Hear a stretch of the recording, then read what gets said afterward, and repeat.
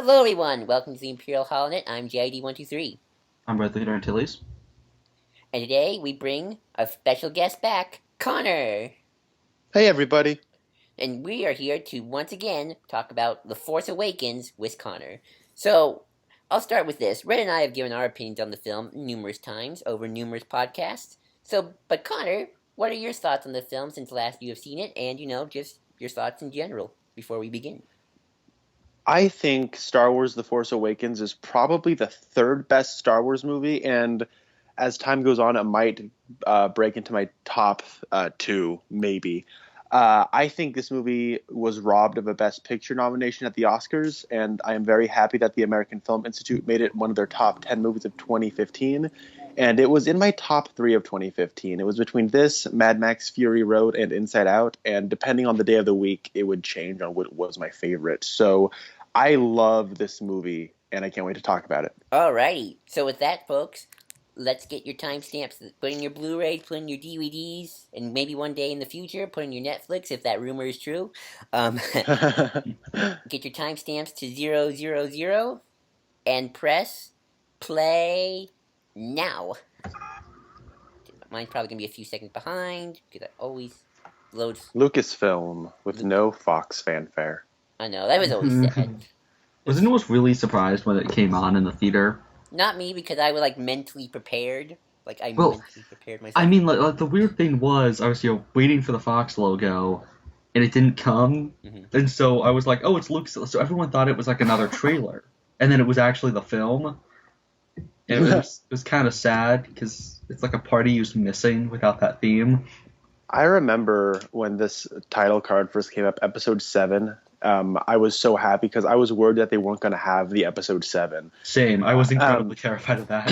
And when it said The Force Awakens, that title never really grabbed me. But watching it in the crawl just felt so right. And from the second Luke Skywalker has vanished, appeared, like, I wasn't really excited for this movie because I had nothing to gauge my anticipation. Like, for example, I was super excited for Dark Knight Rises because I love Dark Knight. I had nothing to really base my anticipation on with this movie. And I remember right when the Star Wars happened, I all of a sudden got so hyped. And throughout this entire opening crawl, I was shaking. I was so happy. I love what I know. Like I was like so. Oh my gosh, the crawl! Like I never thought I would see a crawl again in theaters since the last time I saw it was Episode 3. That was the last Star. That was the Didn't you first. see Clone Wars in theaters? They didn't have a crawl though. Remember, they did the traditional Clone Wars. Oh, yeah, the Clone Wars thing. They did the narration. They didn't do it. They did the moral and of course the opening. There's a moral for that movie? But was there like 4 different things? I don't remember. There might have been a moral. I would assume so. But yeah, it was so cool because like the last time I saw a crawl was Episode 3, which is the first Star Wars film I saw in theaters like 5 times, and that was the last time I saw a crawl. And it was like, oh, crawl again, and it's big and it's awesome and the booming, like yay! Which actually, that was the first time I ever saw the crawl in theaters. This opening shot is so great, and I think it is a great visual representation of what has happened since Return of the Jedi. And I think that this really solidified that J.J. Abrams was a very good choice for this particular movie because I've never been too impressed with J.J. Abrams' other movies. But right off the get-go, I knew I was in good hands. I like this scene because it's so. I like this scene, but I also want to say this is when you can tell this is going to be a modern Star Wars film, just in terms of like the camera and the way everything looks. Which is going to be like for all of them, obviously, I hope. Not in terms of like styles, but just in terms of like this is modern day looking technology here. Because By the way, fanboy time. We finally got shuttles that are troop transports for the Imperials in a film. You're gonna get a lot of those fanboy times as the movie goes on. Yeah, because one thing that I've always hated is that we never had troop transports in the original trilogy. I don't know why, but I just always that bugged me because how do they get people to the planets? Didn't they use? And so we finally got that, and we have the modified B-wing later. I always just thought it was the the butterfly shuttles that I call them. No, because that's for officers. Oh, okay. Yeah, I think about those kind of things. So this opening scene has Max von Sydow and Oscar Isaac talking to one another, and I think it was a very smart decision to keep Oscar Isaac's Poe Dameron alive, because if it was just 2 people that are going to die, then I felt like a lot of that emotional weight and its importance gets undercut. And I like the opening line, "This is going to begin to make things right again." It's a good mission statement for the film.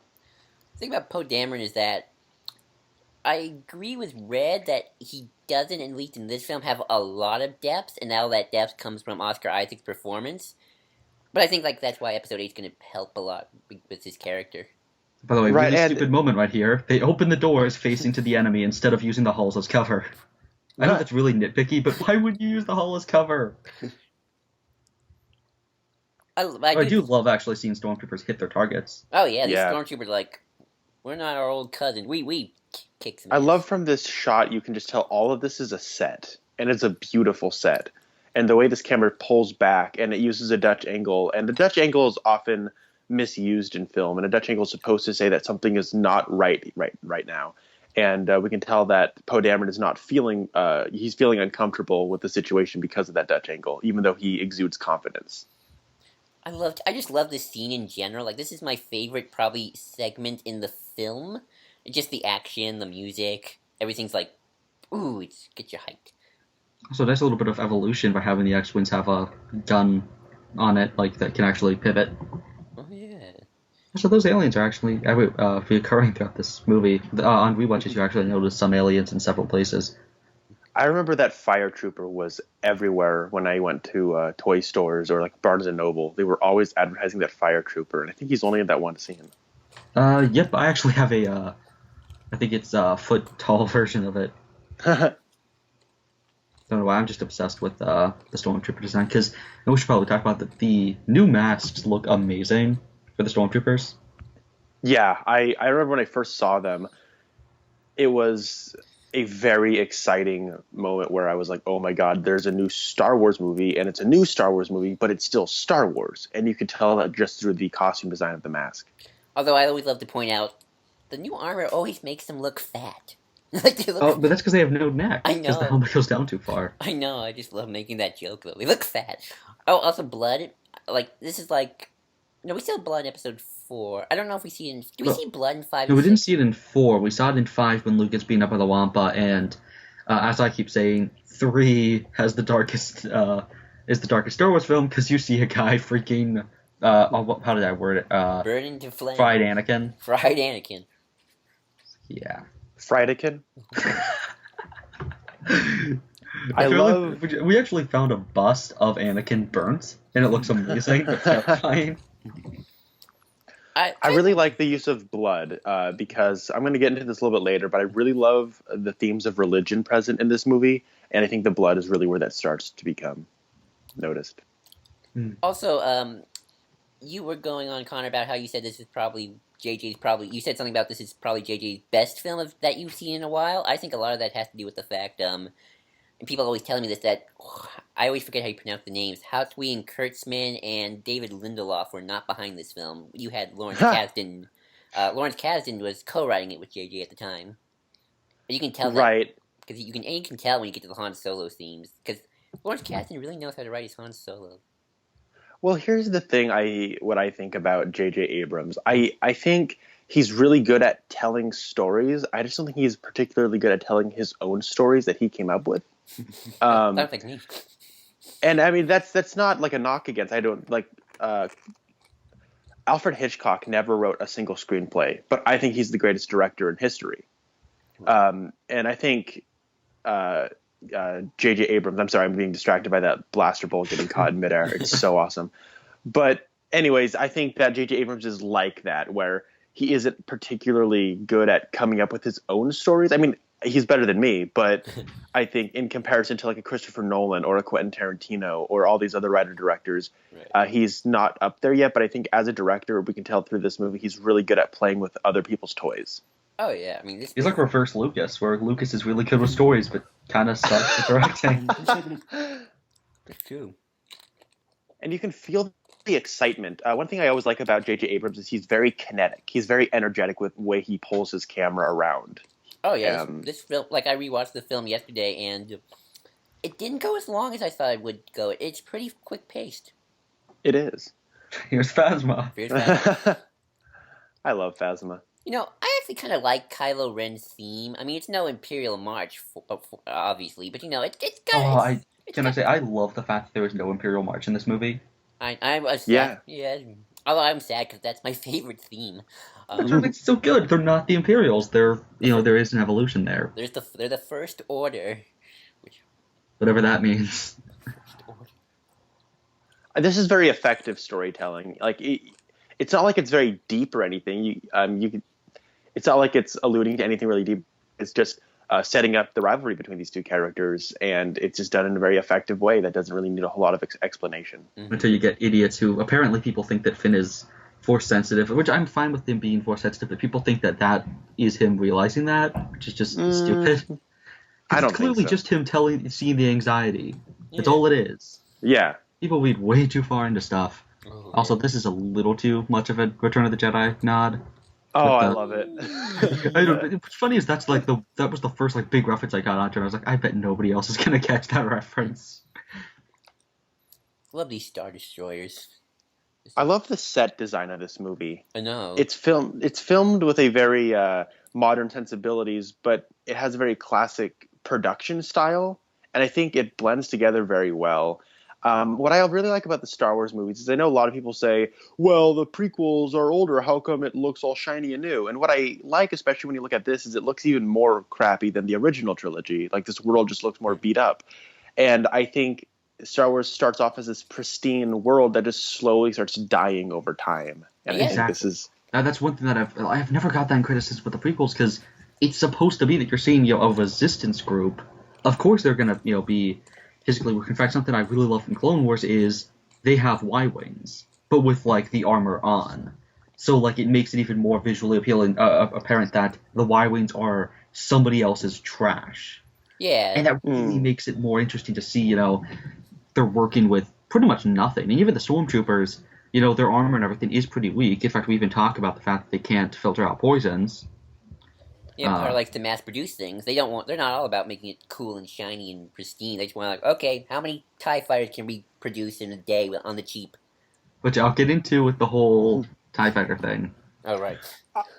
This is our introduction to Rey, and besides being helplessly in love with Daisy Ridley, I really love this scene because J.J. Abrams has always been one of those people I feel has usually relied on his energetic action scenes, but when it comes to mostly character-driven dialogue scenes, he just really relies on what people are saying and uses a lot of close-ups. And he does come from TV where close-ups are, it's a small screen. You use more of that.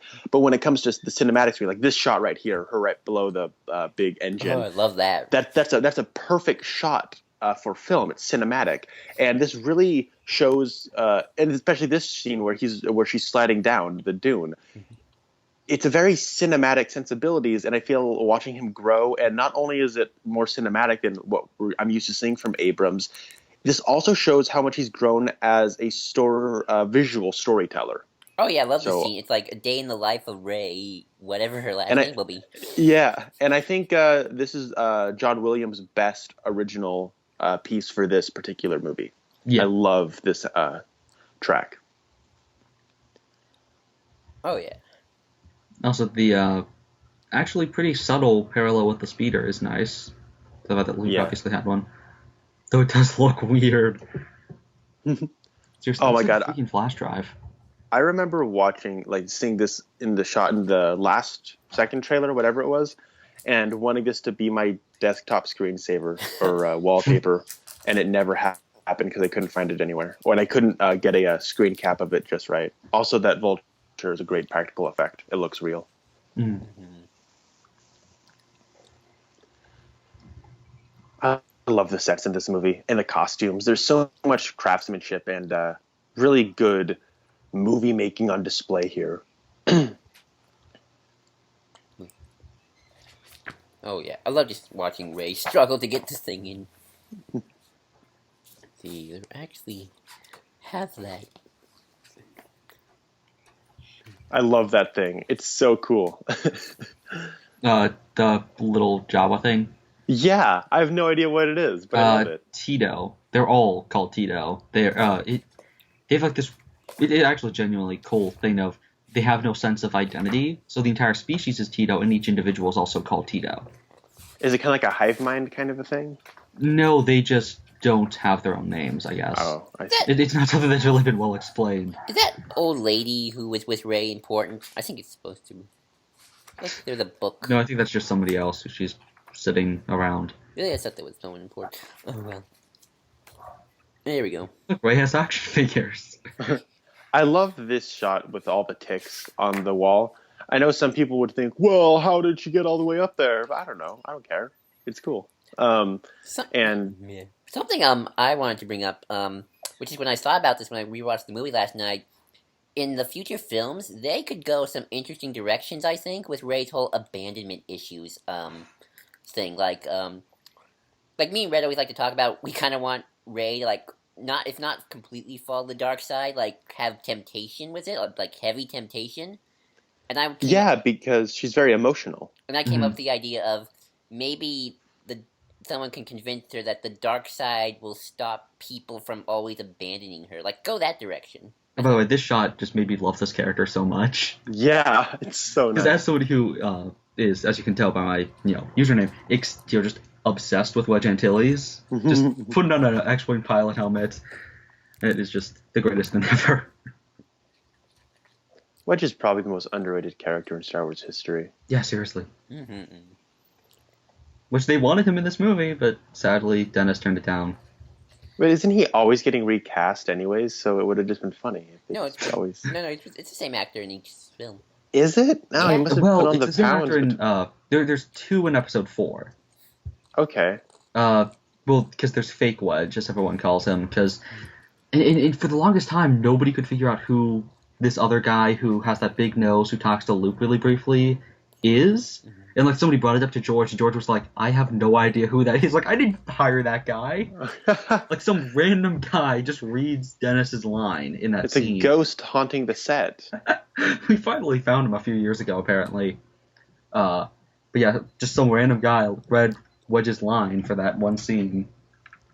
Yeah, so I know. I'd be pretty okay with them recasting him, because, yeah, you had 2 of him in one movie.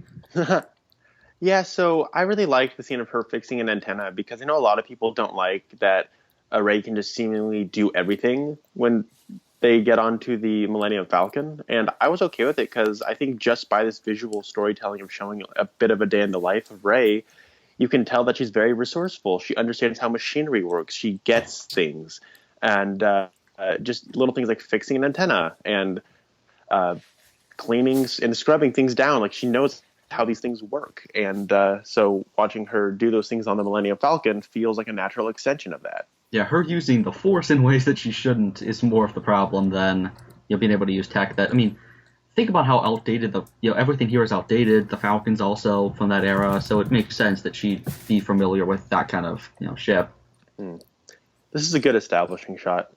Ooh, I didn't even notice they had only 3 engines. Well, I love it as an establishing shot because it shows that it's heading away from Jakku at this moment. And we think we're going to go somewhere else. But then, so when it's revealed that they're all going back to Jakku, it is a bit of a surprise to the audience.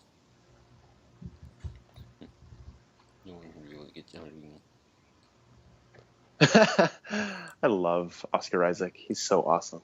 Oh, yeah.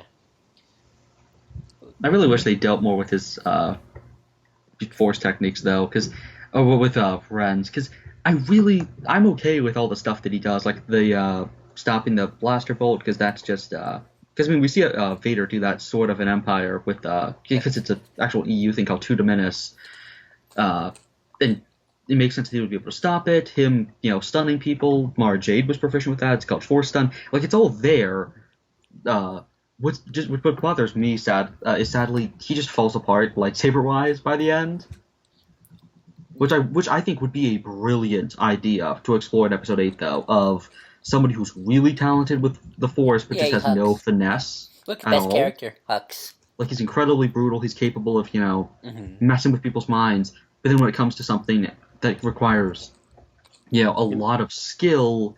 With handsmanship and stuff like that, he completely just can't do it. Oh, I would love that, actually. Like, he's kind of like he's almost like he's a troll. I guess a troll. I'm gonna think of something better than just saying he's a troll who can't fight physically, but I guess that's kind of what he could be. I wonder if that is the point, though. Which I guess we need to see the sequel then.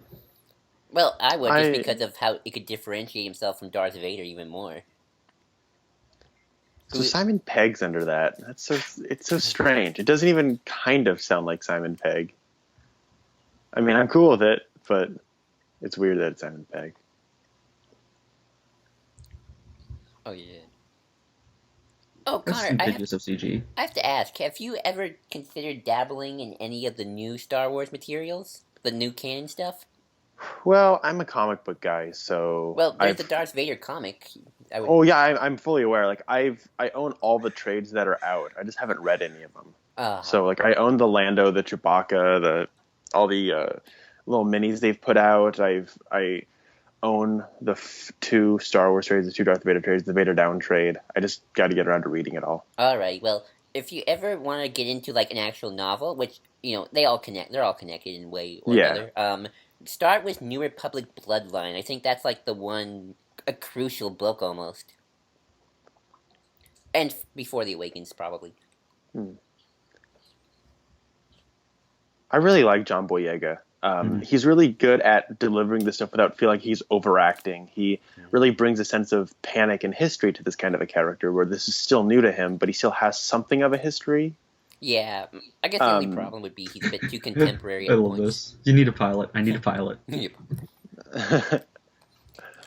He can be a bit too modern at times. I love how, by the way, how the hangar's so busy. Just there's stuff going on all over Yeah. the place. Like, well, these stormtroopers are over here. Those officers are doing officer things. Which is so stark in comparison to the Imperial hangars, where everyone's standing in a straight line and everything. Yeah. It's really good at conveying the First Order is scrappier and less organized. And I really like them. I really like the First Order. And I know a lot of people don't like the casting of Kylo Ren and Space Nazi General Hux and all the others because they feel like it would feel like Tiny Toons. It was just a bunch of kids in these big costumes. But I like it because it almost plays as like the arrogance of youth. And as we see them, they're busier. It's less organized. I actually like that just in terms of when we get to Snoke, because I like how he's kind of this old cult leader who's messing with the kids to get his way. Oh yeah, it's really cool. It's kind of what I hope we got with Apocalypse and X-Men Apocalypse, but not really what we got. Yeah. Which is ironic because Oscar Isaac is in this movie as well. I know. That's what I've been thinking. X-Men Apocalypse the entire time I've been looking at his eyes. Although I hope we get like more depth into the First Order because I kind of want to know, are they right now like a terrorist organization? Like, are they like a Hydra? Like, I guess the comparison I was making, they're like Hydra, or they're more like a government. Well, they're definitely like I was saying, like they feel like the arrogance of youth. It almost feels like no one really takes them seriously. I would take them almost like in ISIS, in like if we're taking real world, where they're extremists, but a lot of people just aren't taking them seriously until now. Right. And they realize that they have so much at their disposal, and they have a pretty dangerous person. Oh my god, this chemistry is so good. I know, I love it. Instantaneously, these people have great chemistry. I love these people. And I just interrupted myself, but I don't care. I love them. That's okay. Oh, by the way, Red, remember, TIE fighters, they don't have life support. Oh, yes, this nitpick. So the reason the TIE fighter pilots wear masks, because the X-Men pilots don't wear masks, TIE fighter pilots do. Yeah. The reason the TIE fighter pilots do is because the Empire is so cheap that there is no shielding, nor is there any life support system. They have to have those masks. So it's a nice little visual thing of, okay, the First Order is a little bit more improved because they have life support systems. That's how they're able to breathe in there. However, they still have the life support system masks attached to the TIE fighter pilots. Which is just a weird little visual thing. Because I like, obviously, you don't want to have stormtroopers running around with no masks, especially in a film where it's a visual cue of Finn without the mask. But it's still kind of weird that they kind of step on that logic. Though I do love the new TIE fighters. Oh yeah. Just the colors. I mean, I own one because that was the first thing I wanted from this film was that TIE fighter. I really love the sound design of this movie. I really like the sound design, especially in this sequence. There's so many beeping and audio cues and roaring engines and missiles flying through the air. And the way they balance it all is very nice. And it's something that might sound run-of-the-mill for action sci-fi fare, but to have it so crisp and clear and hearing every little thing without it all overpowering one another is a very very hard thing to accomplish. There he is again, Space Nazi General Hux. I love Domhnall Gleeson. I think he's a great young actor. He's actually the son of character actor Brendan Gleeson, who was in the Harry Potter movies and Braveheart, and Yeah. I think he was in Bruges. What do you make of Hux's character, or just? Oh, I love him. He's a Right. space Nazi. I love him. Oh yeah. So I think you're getting the Hydra comparisons because the logo of the First Order has like twice as many I know. little angles sticking out. That's true. Well, Nazis. I also love how they didn't make Hux just another ripoff of Tarkin from Episode 4. Yeah, I really like that too. Which I was afraid he was going to be when I heard about him. Like, oh, he's Tarkin. He's the new Tarkin. But I like him because he's the one being held on a leash that has the illusion of power. He's kind of like Vader in that way, but he's in the role of like a Tarkin. So that it's and Hux and Kylo hate each other, while Tarkin and Vader didn't. Yeah. Which shows again what's probably going to be the First Order's downfall. Right. I love this shot. Like these shots. Oh my god, that's so cool. It's great usage of medium shots and far away shots to convey scale and what Finn is feeling. It's very, very nice.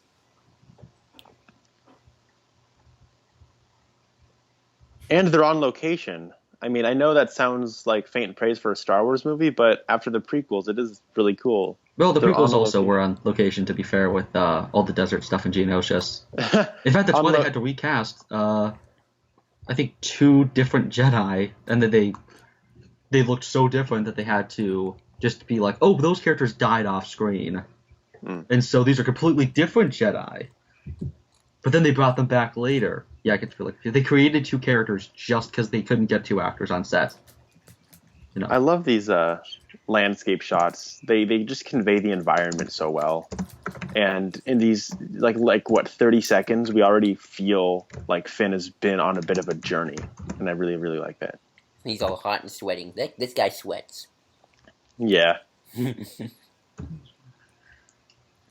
I've never I can't sweat, so every time I see somebody sweating, it's like, oh, I wonder what that's like. I love how snobby he is. Oh, yeah. And I can never refer to him as just Hux or General Hux. I have to go full on Space Nazi General Hux. Because that's what they are. They're space Nazis, and it's so awesome. I mean, it's like, it's not even, they're more militant and evil than the Empire, where the Empire felt, classy, and they were older. And I love that wipe, too. I love the First Order. It wipes left, but then around Hux's face, it just does a circular dissolve. Right. I love the idea of the First Order in general. I just find them so fascinating. I want to know everything about them.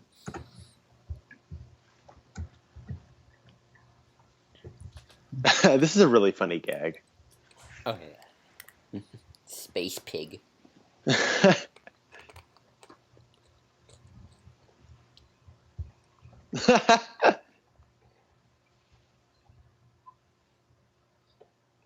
Red, you've been quiet. I'm trying to find where Geonosis, because I'm wondering, was Episode 7 filmed the same place they filmed Tatooine? I think so. I think it's in Tunisia? Yeah, I think it was Tunisia. It has to. It looks like Tunisia. Here's a fun fact. Originally, there was supposed to be that character, Sheriff. I forget. Constable Zubio. Constable Zubio was supposed to actually be helping Rey out during that fight. Character that was in a bunch of trailers and doesn't even show up for a shot of the film. Which, by the way, I think Geonosis was also Tunisia. Oh no, they filmed in Tunisia for. Obviously, they used the same set from Episode 4 for the homestead, the large homestead, and then I forget where Geonosis was shot. She really always had her teeth all crunched up when she's fighting. Isn't that funny?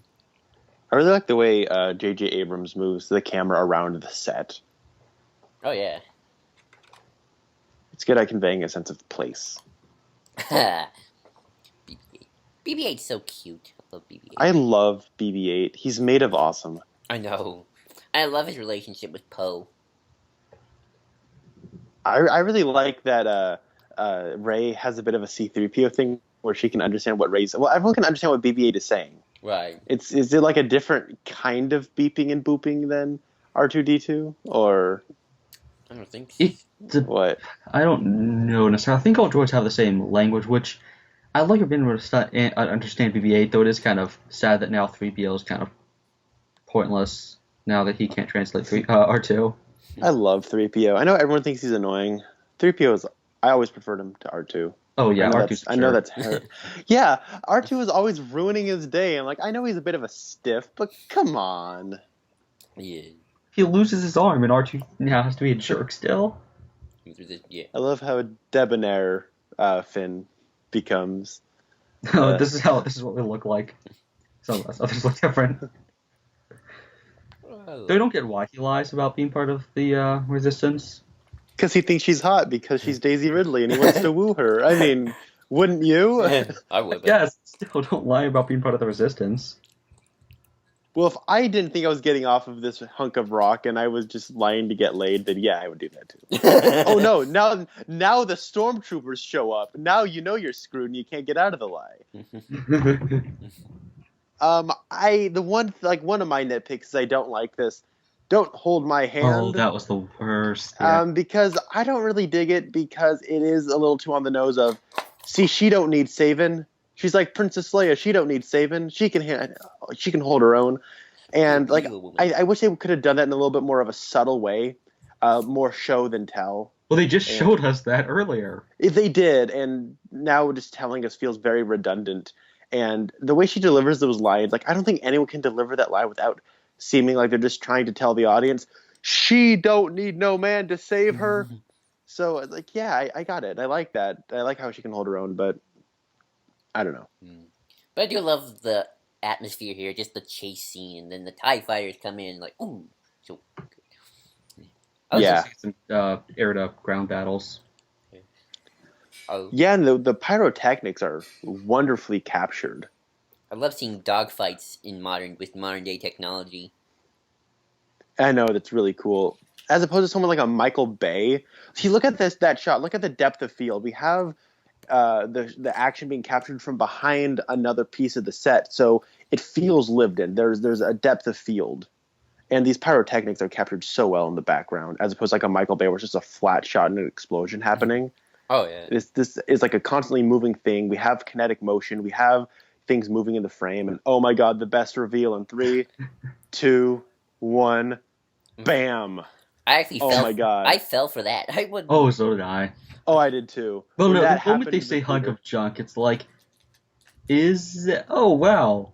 Was that race speeder that got blown up? I love watching BB-8 just run. It's just so cute. How he hops a little bit.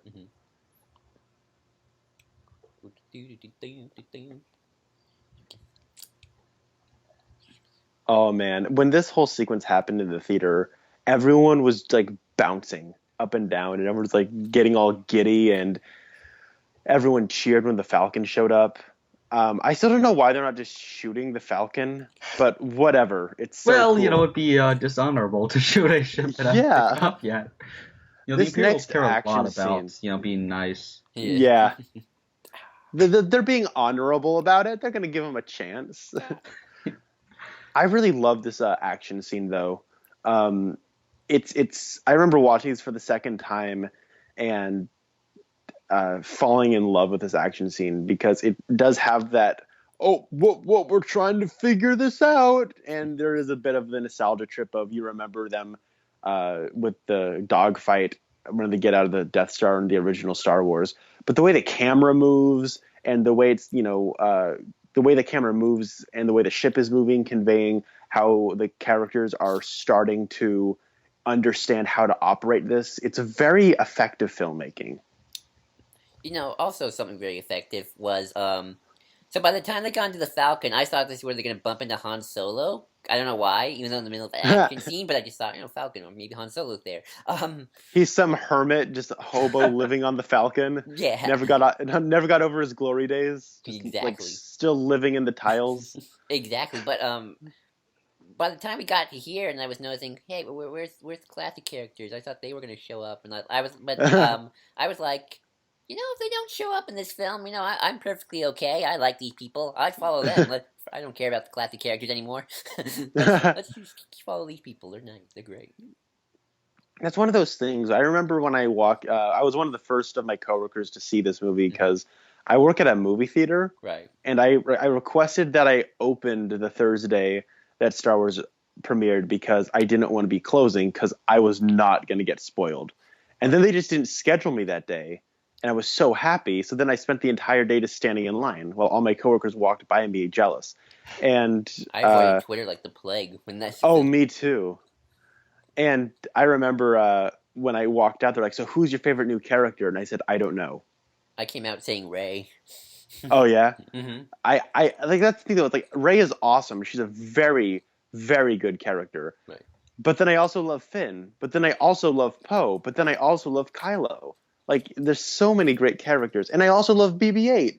Oh, yeah. And I really like Maz Kanata. I know a lot of people don't, and I don't know why, because I think she's a really interesting character. And I love Lupita Nyong'o's performance.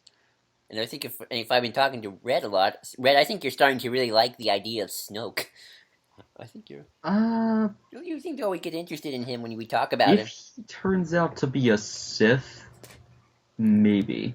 Which we'll get into that, as to whether or not, the Sith should be in this film or not.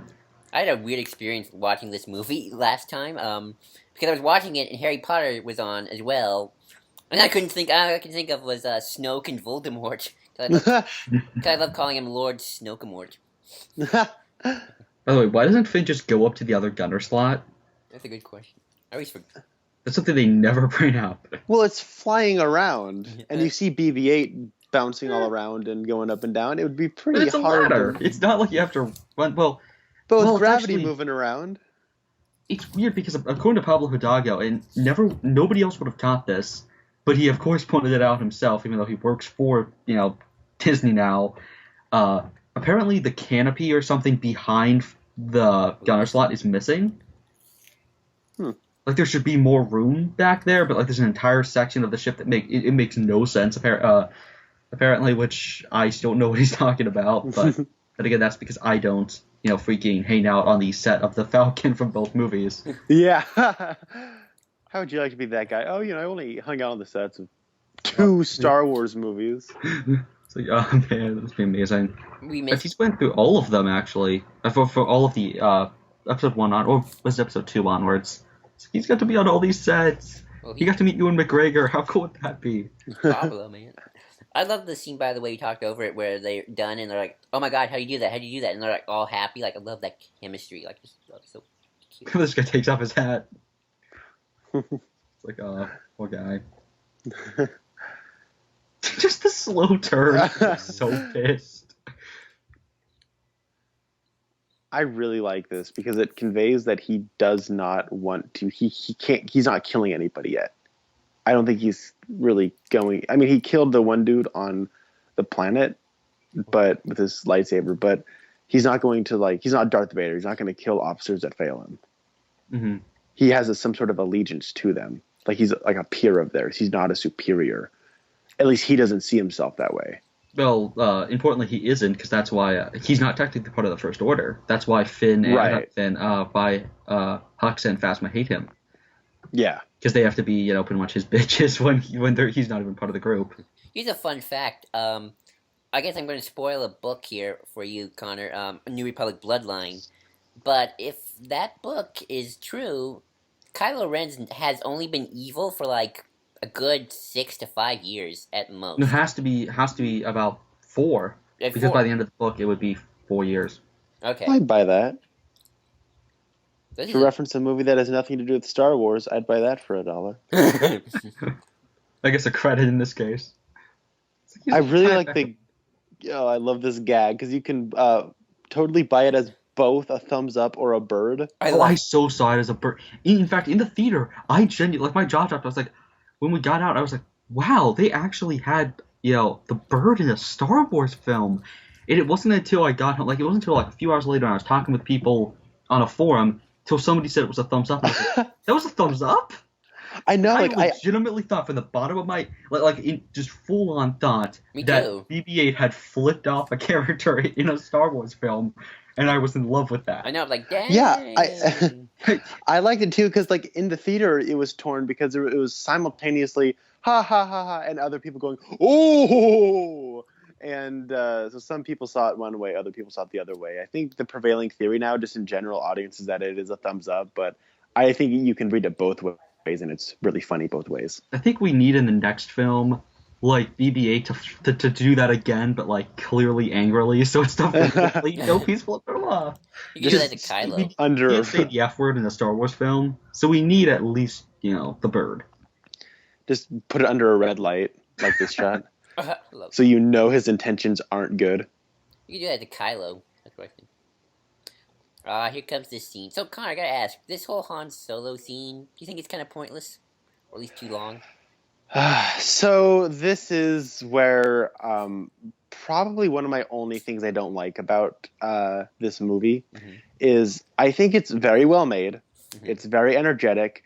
But this is one of those where I feel Abrams got trapped in some of his old sensibilities of, it's awesome to see Han Solo again, but when we get into the Rathtar scene and just people just show up and start talking jargon, and then it's just a bunch of running and shooting and really bad special effects at times. Jargon that could have been actually really cool if they had made it, references to something. Or yeah, it felt like there's a lot of motion on screen, but not a lot of motion in the plot because everything just kind of sits still for a while. Now, and there he is. Yeah, this scene was cool. This scene is great. Yeah, legitimately, like, in the theater, I almost contemplated, like, taking a bathroom break during this scene because of how long it was going. Now, this scene, the scene right here, where if we're watching it, where he entered, this is cool. Oh yeah, this is amazing. Also, this is Harrison Ford's best performance. I think this is my favorite Han Solo of the movies. I think Return of the Jedi is a little bit better just because of the shrug. That is true. That shrug alone. You could honestly just put a clown face on Han from Return of the Jedi, and the movie would still feel and play exactly the same. Scum? So like that junkyard. I might be thank you, junkyard. I might be a few seconds behind you, but I'm not sure. I'm 4107. I'm at 4115. Dukan. I wonder if that guy's going to become important later.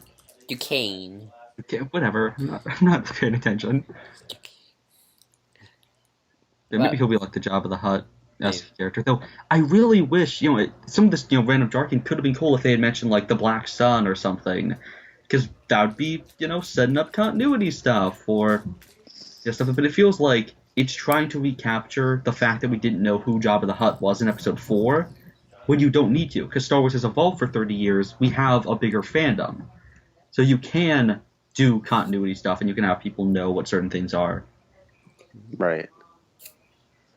I like Han Solo walking around the set. It's a total fan service, but it's effective because it does convey history, and it does convey that these people haven't been here for a while, and it is a bit of a bringing the band back together. But I like bringing Han into the Ben Kenobi role.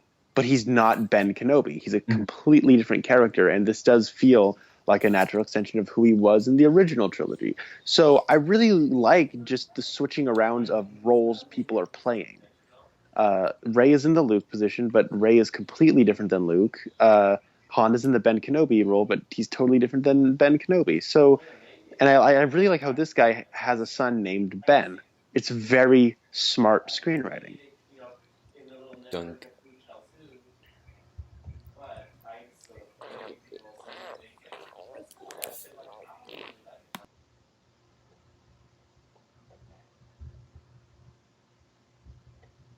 Like just random names. Oh, this is Death Nantu.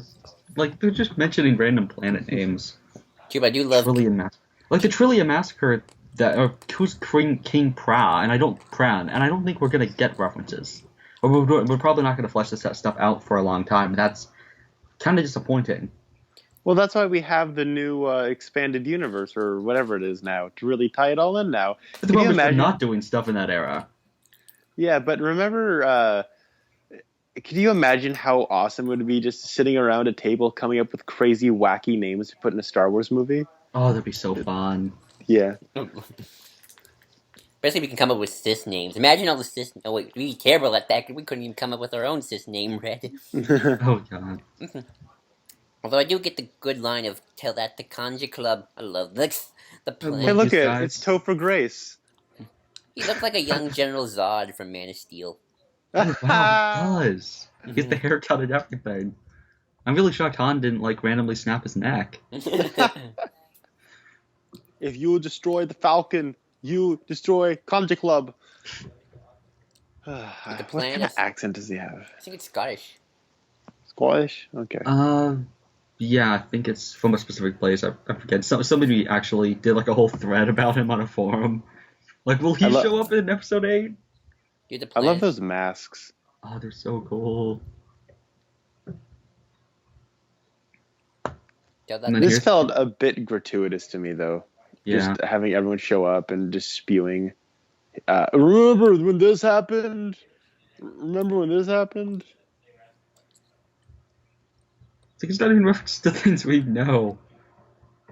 Yeah, and I get the point of it. I do, but it feels a bit like a Shaggy Dog joke. And look at it's Han Solo kind of a thing. What kind of trouble can he get out of this time? I still think Harrison Ford plays it off very well, and I like him counting on his fingers. It's a very, very well acted scene. I just don't think it really serves the story. It's just that one guy's helmet has a mohawk. Well, this is probably his best performance. He's really giving it his all. Especially if you know Harrison Ford, in his later years, hasn't been giving it his all. Yeah, he has been graduating from the Bruce Willis School of Not Caring. I'm glad he cared for this movie. I am too, and I'm really hoping he cares for Indiana Jones 5 because I'm happy he's going to be in that movie. Oh yeah, I always forget that. This could be cool. If they're going to have so many on the nose references, I really wish they had close the blast doors, open the blast doors, open the blast doors. That is one of my if all the changes made to the original Star Wars, I like that one. That and the clunk. Clunk. Yeah. Stormtroopers being stupid is always fun. I hate these. I don't like the Raftars. They neither. Look so bad. They look worse when you look at them in the full picture in the book. They don't even really have a sense of biology. They're just blobs. And for Star Wars, everything has a bit of an organic feel to it. I feel like you could have made them the trash. I just realized that boots. For the guy was getting ripped, his foot fell out. For a minute, I thought the Raftars were a reference to something like maybe the trash monster from Episode 4. Well, that's kind of parallel-wise, I guess, what it's trying to be. But at least the Dion something rather was not like a 10-minute scene. Well, this is 10 minutes, so this is a little long. But I love Rey's face here. How to vomit. I love that face. So cute. I don't want to I like watching this scene, but in the back of my head, this is gratuitous. It just keeps going on and on. Oh yeah. But it doesn't really serve a story purpose than just to show that Rey is pretty resourceful, which we already knew. Thank goodness it and doesn't we will. lag. I was just saying, thank goodness it doesn't lag too much. I mean, it doesn't feel like it's not slow paced. Yeah, and that is one of those J.J. Abrams things where there's a lot of motion on screen, but there's not a lot of motion in the plot, right. And there's a lot of movement, and that's cool and it's kinetic and it's very exciting, but it almost feels like empty calories. Right. This could have ended up going really poorly. Yeah. That's that one clone trooper in Clone Wars who gets crushed in two. Man, how many of all the takes they took, do you think they lost 5 pounds? Sure. Of all the, well, maybe they gained a little bit of muscle because I don't know.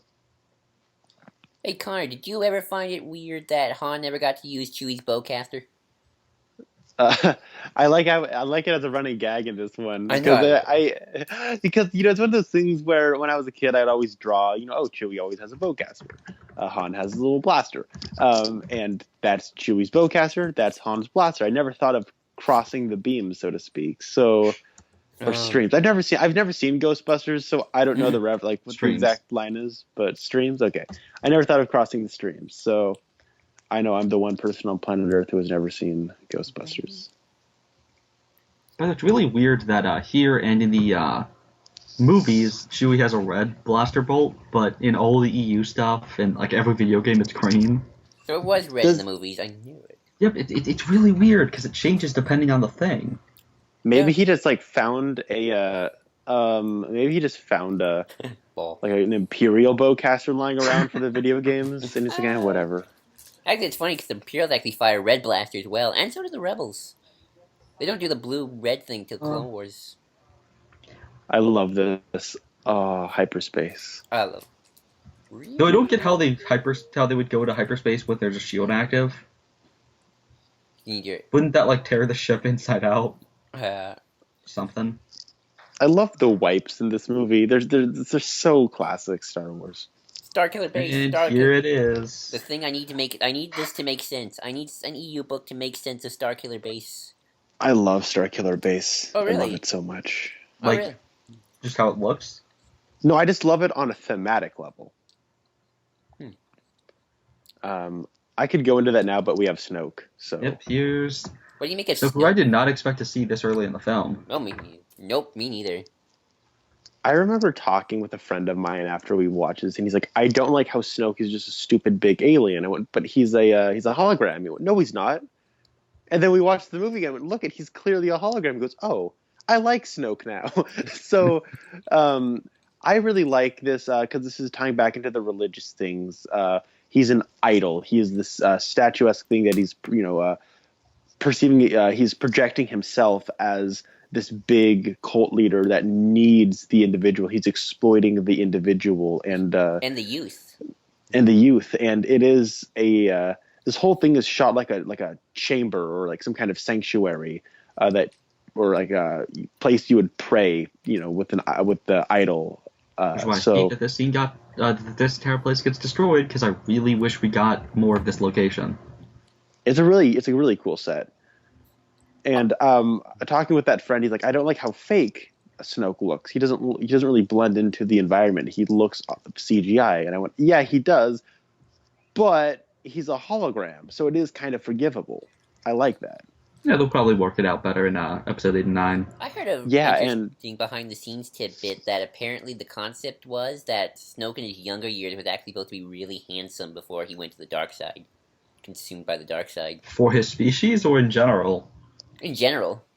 I read that somewhere on a Wikipedia page, so, it's not be true anymore. Mm-hmm. And I had this, weird theory a couple of weeks back where maybe episode 8 and 9, Snoke's gonna be, regenerating, in those bad mummy films where the mummy's all gross and icky at first, but then he, becomes a man. That's my theory, at least. Still screaming. Is this one of the 3 scenes that Peter Mayhew is actually in the costume? I heard about that. Because he gets to lay down.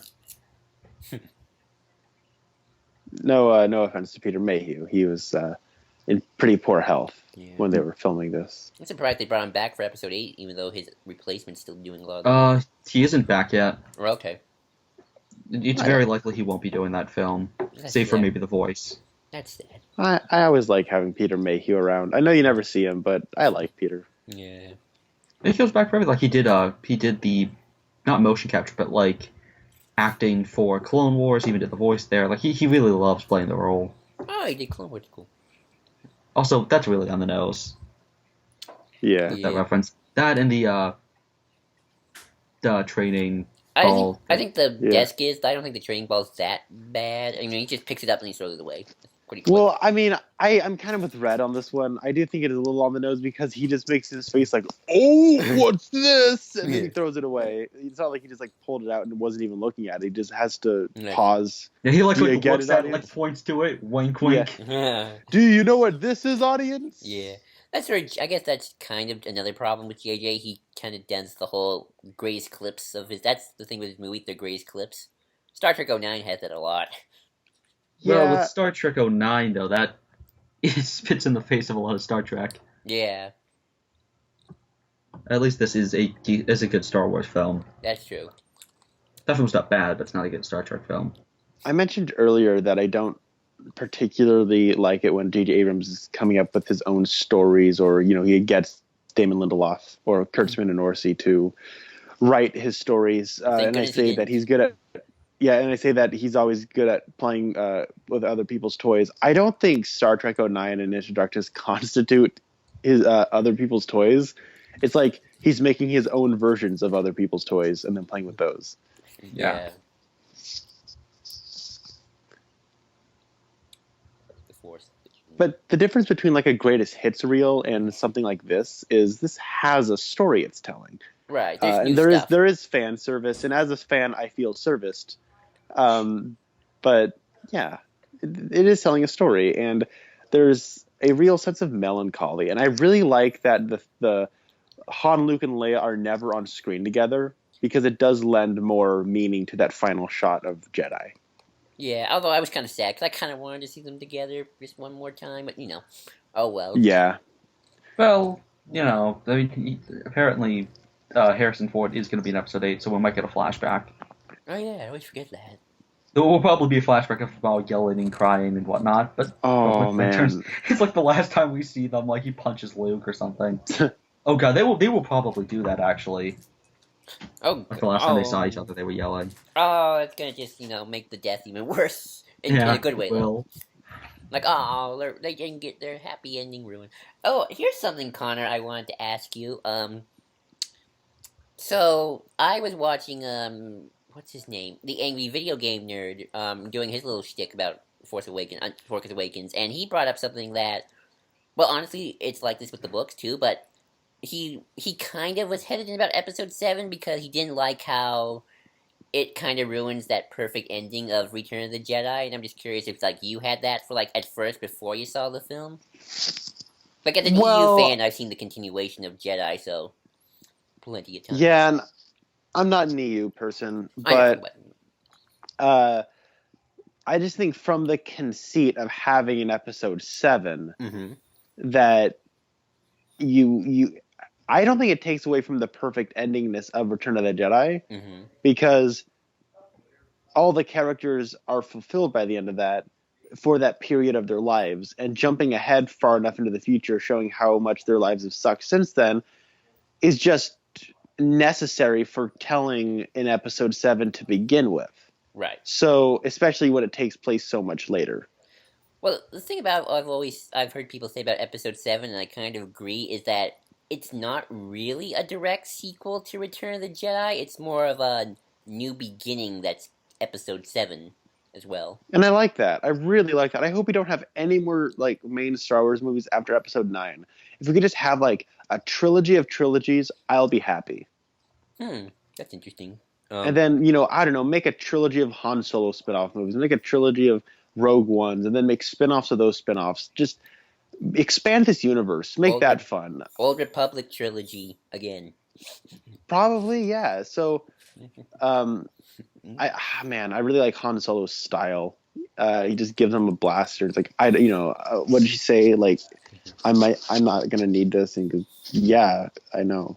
That's why I want you to have it. Love that droid. I have no idea what it is, but I like it. Doink. Which here's the stupid edited out flags. I never was sure what those flags were supposed to be until somebody told me. They edited out some of the flags. Oh, did they? Yeah, for the ones that reference the prequels, which it's such a random change in JJ's whole justification is I didn't want the scene to be all about pod racers, which I didn't even know because two flags in the background make it all about pod racers. Doink. Yeah, it's really random. Can we just have a Star Wars movie that I can buy that isn't altered? Nope, that will never happen. Please have.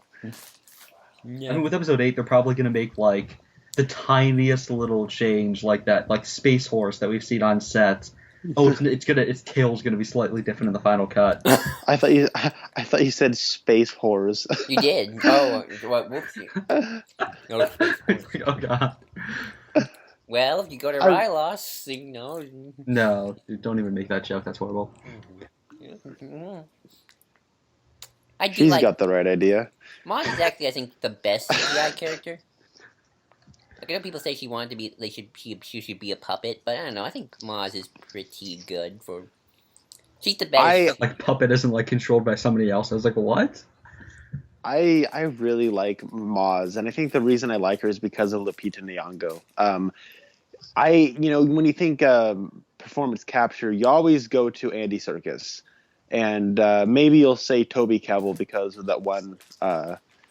Or maybe was he in 2? Was he in the first Planet of the Apes reboots, or was he only in the second one? Either way, Toby Kebbell was really good as Koba in the second Planet of the Apes movie with, I think it was Dawn. But Lupita is really good at that. She has this frailty, but a strength to her. She is really good at carrying herself, and she's funny. She has energy. I really like Maz Kanata, and like really when it's just a character that serves just to be there for exposition, she really makes the most of it, and she's a really funnily written character. It's Dawn of Planet. He was in Dawn of Planet of the Apes. Okay, I wasn't sure if he was in Rise. I know Koba was in Rise, but not. Actually, He wasn't. Actually, wrong. You're wrong, Red. The Imperial March does actually have a small beat right here. Oh, and it gets that, and it gets I love it when Luke turns around, and there's a little bit of the Imperial March. That was amazing. Which also, this scene's awesome. This is also tying into the religious theme, where it's about creating idols and having Darth Vader. The charred remains of it is a very effective way of manipulation. His version of a crucifix is his grandfather's head. Well, when you hear about Anakin Skywalker being the greatest Jedi ever, and then he became Darth Vader though, so I should be like that. It's a really interesting character place to come from. Yeah, when you think about it, he was a Jedi for 10 years, a Sith for 19.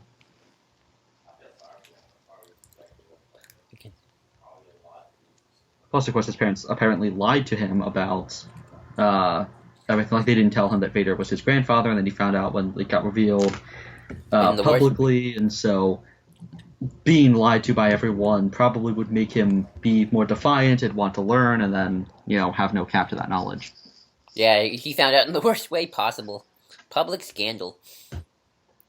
I love the directorial choice to have a lot of the second act take place in a cantina, where it's very slow moving. It is a bunch of setup and a lot of dialogue driven, character driven scenes, and the way this all builds up to the showdown.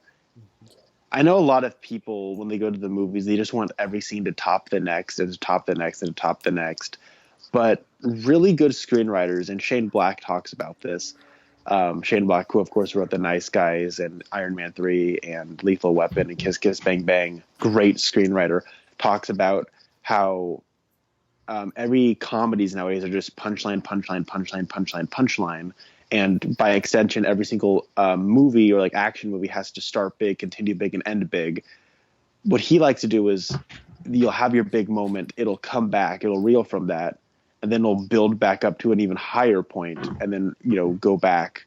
And this is what the kind of approach this is going for, and why it has a very classic feel to it. Where we had the stuff on Jakku, we had the big escape scene, we had the Rathtar scene, and now it's dialing back, and we're having character moments and really going quiet and exploring this world and these characters, and a lot of dialogue stuff. And everyone wants, like the director to just continually top themselves. And while that's effective for something like a Mad Max Fury Road, that's an entirely different kind of a movie.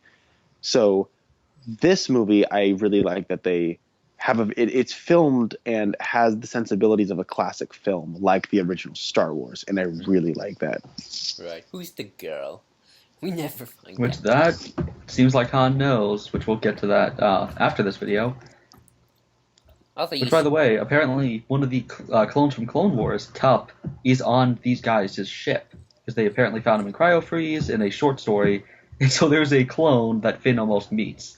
Called the, Which I'm like, wait, you have a clone who's like in his prime, still alive at this. Like, wouldn't it be so cool to see, like, because we did that in Clone War or in Rebels, where we have elderly Santa Captain Rex with a big beard and a beer belly taking down entire AT-ATs. and he makes it all the way to Return of the Jedi. Yep, apparently one of the clones made it all the way to Return of the Jedi, and it's in that film. Oh, and they skipped over the whole Sith thing, Red. Ooh, yeah. The Fan time. I really don't like the fact that they act the Sith and the Empire but the Empire is just within the Sith. Like, the Empire is just another conglomerate of the Sith, glory and epicness. It's just another one of their many, many, many empires that, totally last.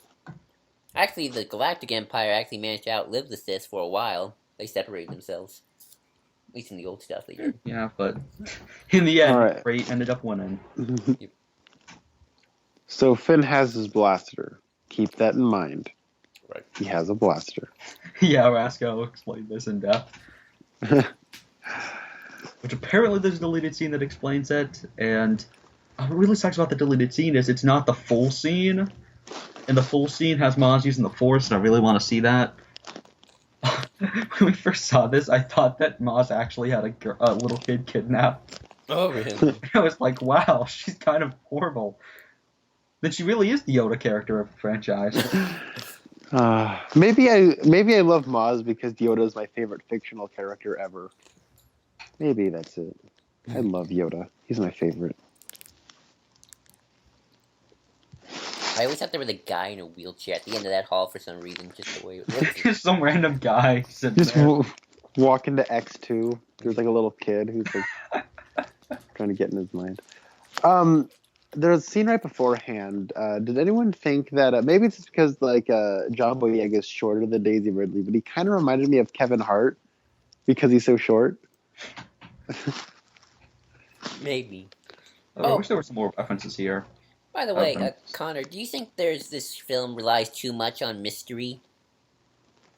Well, it's a mystery box movie. It's like the original Star Wars Literally, movie. in this case. And it relies on mystery, but that's the kind of story it's telling. So I'm okay with that. Okay. Because you get to a point where there's some information that kind of doesn't need to be hidden, but I don't know, like when people were like that story, this is a story that can be explained another time. Yeah, people are gonna come in and kill you. It can be explained another time. And I know a lot of people have a problem with that line, but I don't. It's which echoing. apparently Palpatine. this is not the Jedi Temple. Oh no, sorry, this is the Jedi Temple, but apparently it takes place way before this, and these are not Luke's students. So the Knights of Ren. Well, yeah. Well, I mean the people he's killing. They are not Luke's. Well, this is not the Jedi Temple. This is apparently a completely different slaughter. The big prevalent fan theory is that this is them on Endor killing people so that they can get Vader's helmet. Oh no, sorry, not the helmet. Ashes? It's for his lightsaber. And there's that ship. Which, yeah, that ship actually means nothing, sadly. I really like the classic Hammer and Universal horror movie filmmaking when it's between Kylo Ren and Rey. Like that scene where he pops up from behind a tree is a classic horror movie move. And later we'll see him carrying Rey away. It's a classic Frankenstein monster shot. Mm. And this is the big mystery of whether or not she's a Skywalker, because the lightsaber called to her. Yeah. Which will be, Especially in the way she words it. like, is it Which, I'm wondering, because the big thing with the mystery box is, if she turns out to be a Skywalker, it kind of becomes problematic, because then why make us wait 2 films? that makes Luke a terrible father if he just lived with die with Ankar Palet. Which is why I feel like he can't be a Skywalker. She can't be a Skywalker because it's just too on the nose. But we'll get into that later. Well, that's just all. Yeah. Well, the thing is, the reason I don't think it relies too much on mystery is, yeah, we have unanswered questions by the end of this, but it still manages to tell a story that is satisfying on its own. So having those mysterious elements dangling, it isn't like a Batman v Superman or an Iron Man 2 where it just set. It was almost felt like the agenda was set stuff up first, tell story second. Mm-hmm. This is telling its own story, and I like that. And so some of the loose dangling threads were secondary, and now we have step one crossed off. Now they're the important things. So that's why watching episode 8 is one of my most anticipated things ever, because I need to watch this knowing how the B plot of this continues as the A plot of episode 8. I actually really like this part right here where she just runs away. I don't know why.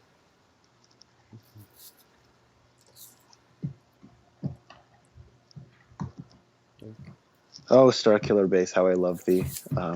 So awesome. Red, your favorite speech. What's your least favorite scene? Yeah. Oh my god, Space Nazi General Hux, I love you. Just this giant flag. It's like Red's least and most favorite scene because he loves the scene. Oh yeah, simultaneously. It's both. Hey, Connor, how do you feel about the lack of political explaining in this film? I'm all right with it. I mean, I know that a lot of people have an issue with it, and I get it, but I think for the kind of story it's telling and the way it chooses to focus itself on Finn and Rey more specifically, it's okay with getting away with that because they're not really involved into the politics of this world. And someone like a General Leia is, and we don't really get a whole lot of her. So I'm okay with that. Which is sad because Leia's actually one of the coolest characters now. Oh, yeah, she is. My problem is more that we toss around terms as if we're supposed to know them, but then we don't explain them.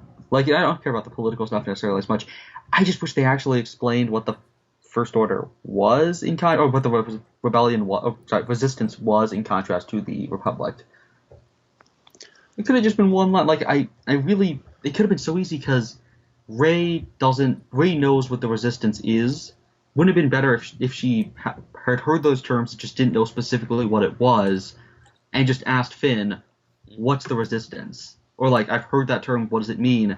2-second line, oh, well, the Republic is secretly funding a group that they label as terrorists but are really working with them. All it would have taken. I don't need an in-depth thing, I just need one line. Because I was so confused. They're a vigilante group that's like the Sons of Batman. According to yeah, they kind of are a vigilante group. And thank goodness this wasn't Coruscant, which I thought it was. God, that would be way too horrible. Oh, I wish it was Coruscant. I hate Coruscant. Aww. It's so freaking important to galactic history, though. It's just really cool looking.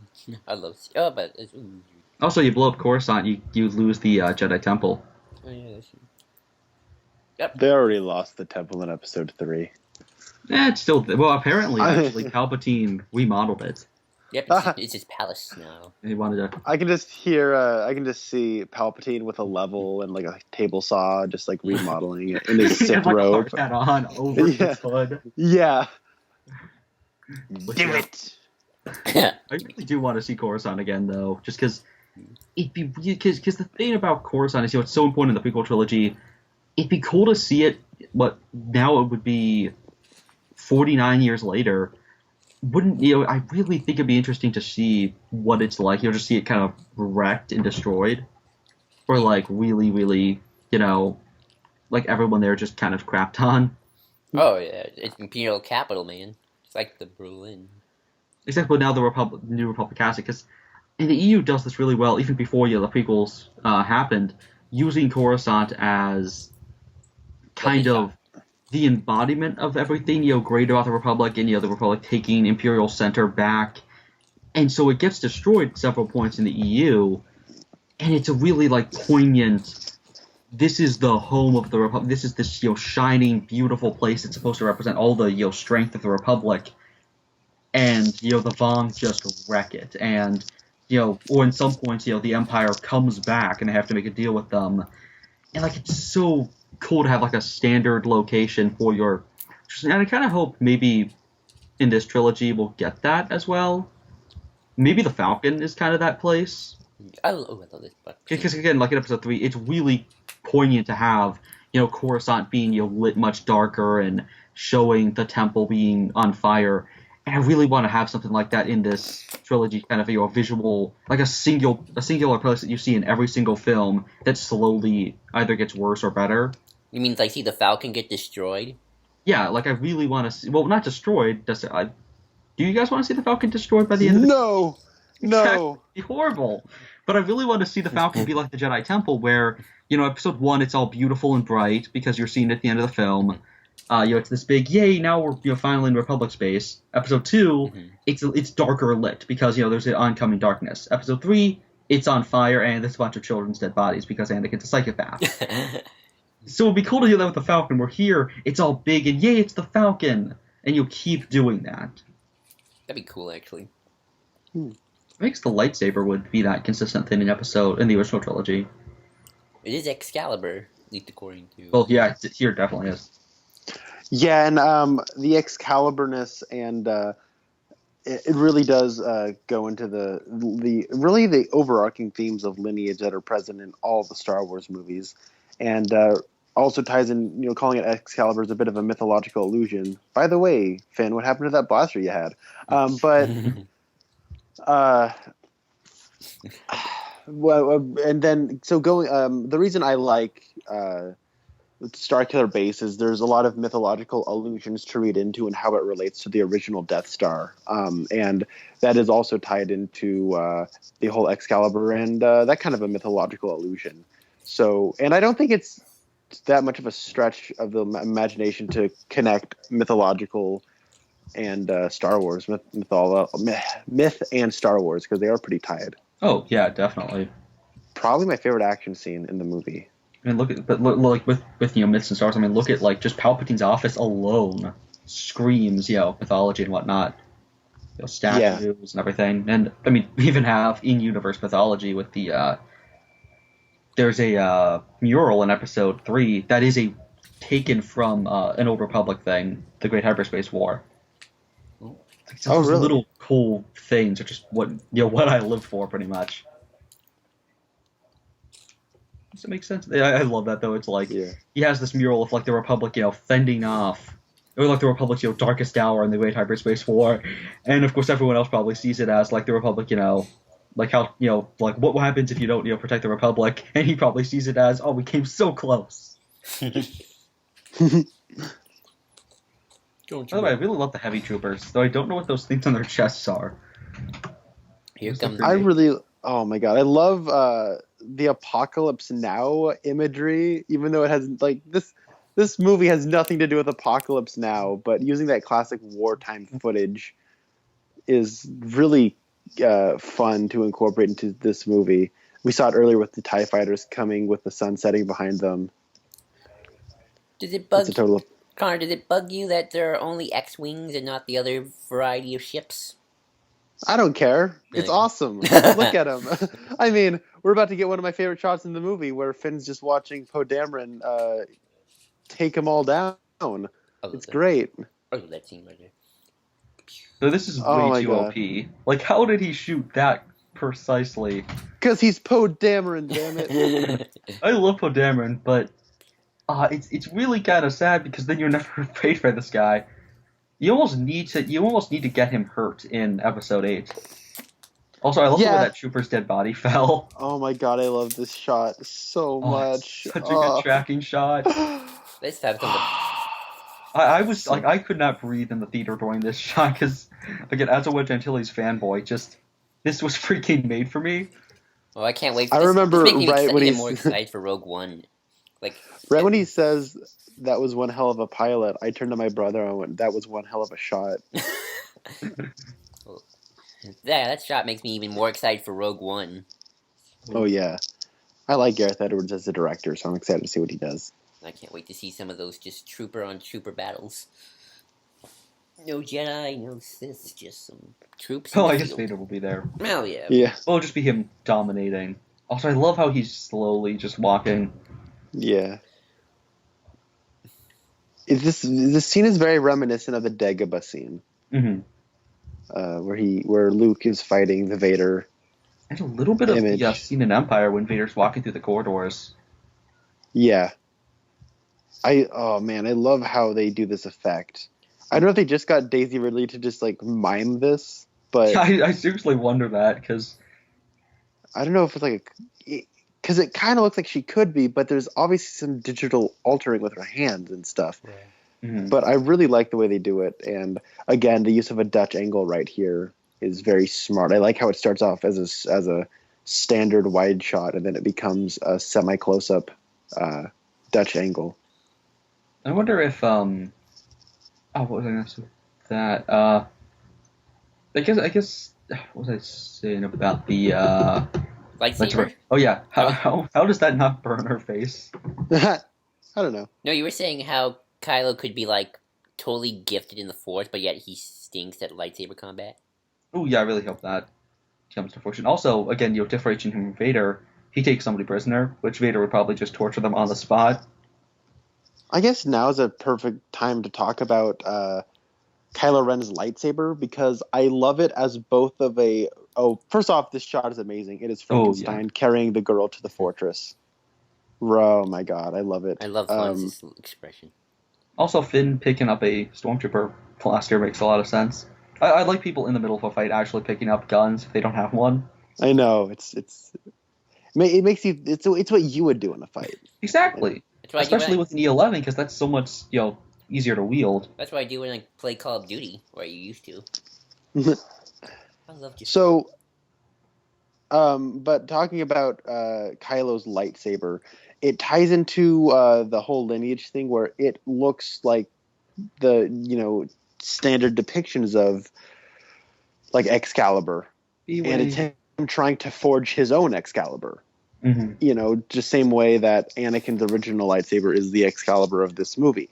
And it also ties into, I know when there was like a meme somebody made based off that first trailer where it looks like an inverted cross, and then somebody just had Jesus photoshopped into the background where it has like a lightsaber that is shaped like an upside cross. Like, it's funny. But at the same time, oh my god, I love this scene. But just briefly I think it is tying into the religious and mythological allusions of this movie. Also, it actually makes sense. People are kind of dumb for thinking that it would be bad in a fight. Yeah. Well, I love 3PO. And in universe, Kylo Ren's lightsaber is an ancient design dating back thousands of years to the Great Scourge of Malachor. So it's very old. I have no. Leia's so awesome. Actually, galactically, that's only like 2,000 years old. Only 2,000? I mean, in Star Wars terms, I mean, some of the stuff, like Snoke, if he is actually ancient, but dating back to the birth, like the temple that Luke is at is 35,000 years old. I would really like it if Snoke was just like not ancient, and he was just putting on this false face. It would be really cool. A lot of people think he's just some like Imperial guy, possibly who found some power or something and just pretends to be, some ancient godlike being. He is the Wizard of Oz. So cool. He is the Wizard of Oz. Yeah, just playing the man behind the curtain, it would not only tie back to classic film, but it's always more I always find it more interesting. Like the Batman story, Court of Owls, would have been so much more interesting if Lincoln March was just some guy messing with Batman. Mm-hmm. Also, I love this scene right here where BB-8 and Poe BB-8 and Finn and Poe all reunite. I love consistent consistent designs for the Rebellion troopers. Oh, yeah. Instead of just whatever the heck the environment calls for, which the Resistance is bigger than you would necessarily expect. Yeah, it is. There's a lot more people than I realized. Everyone has such good chemistry in this. Finn and Poe, Finn and Rey, Chewie Han, and Finn. Yeah, Chewie and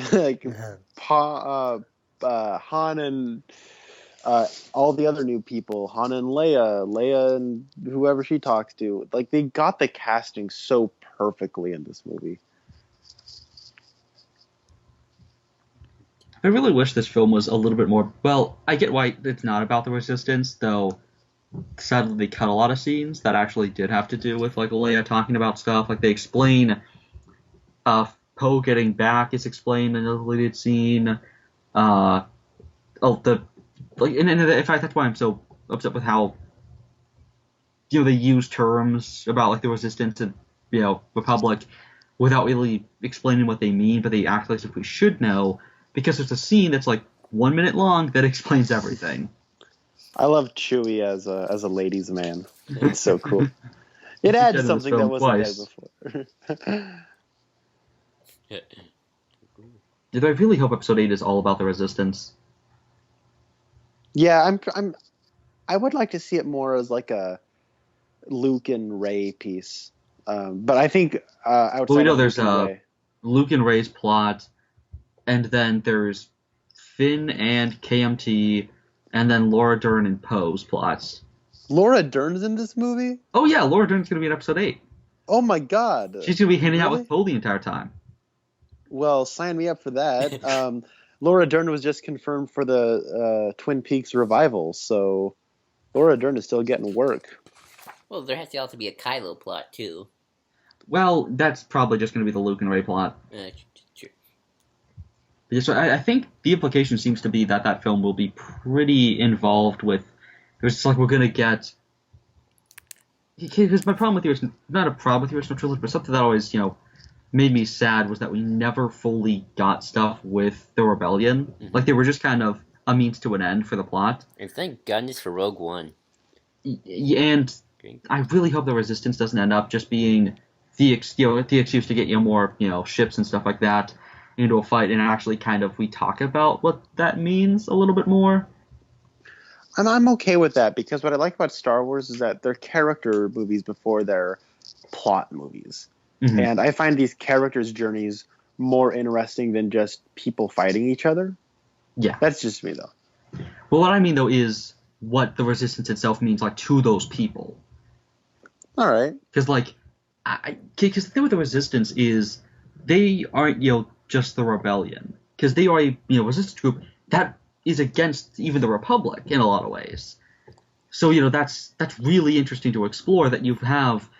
it's not just like with the Rebellion where there is no other group. There is just the Empire and the Rebellion. They chose to rebel even when they had an entire military they could be part of because of an ideological difference. And each and every person part of the Resistance has that same ideology, and I really want to explore that. Especially if Poe's going to be your main character. One of them. Poe's the Resistance in a human form. Also, of course, with person side, we're exploring... with characters like Hux, he's defined by the group he's part of. So it is kind of important to define what the Resistance is just for what is Leia's group. Are they just generic freedom fighters, or are they more than that? Because to understand a person, as a person, you also somewhat have to understand their cause if they're part of like an army or something. Right, and those are pretty prominent supporting players, and I am okay with the distance we get, because for me, Star Wars has always kind of been more about the lineage and the pseudo-religious connection that the Force represents. And when we have Hux, Space Nazi General Hux, being identified by his allegiance to the First Order, I feel like it just fleshes out this world more, and it makes this place feel lived in. And man, an hour and 25 minutes into the movie, and we finally get to see Kylo Ren's face, and it's just some dude. And I love it. I love that it's just some dude. I know. He looks like one of my coworkers looks just like him, and we always walk by him and go, "What up, Matt?" and then kick something, even though his name's not Matt. Also, I was watching it again. Kylo's with the mask off. Kylo's voice is like so weird to listen to, because he's doing like that deep turtleneck. Well, he does that deep voice. He seems like the kind of guy who would have that. It's weird, because that's what Adam Driver actually sounds like. The deep voice. Hello there. I am Adam Driver. Hi. Yeah, what I really hope with the just fleshing out the Resistance First Order is that since this is a continuation, this is the next step. Star Wars is obviously, about people, especially because you kind of have to focus on just the characters in this one, because it's the beginning of a trilogy. Yeah. And so it'd be interesting, though, to evolve past that, like, kind of go their own route by taking, by focusing a little bit more on the everyday soldier character, which is why it's so awesome that Poe is going to get a subplot. And Rogue One's gonna happen. Well, I mean, within the main films, because like nobody who's part of even Leia, who's part of the rebellion, we don't really talk about in the films how much the rebellion means to her. And I feel like it'd be interesting to kind of explore that more with Poe, because he's a soldier. Yeah, that's true. I love this more scene. that he was part of the Republic. He was a Republic soldier for a while, so I wish he kind of got a little bit of, mourning for the fact that his entire government and probably a lot of his friends are dead. Maybe they were all off planet at that one time. Hopefully.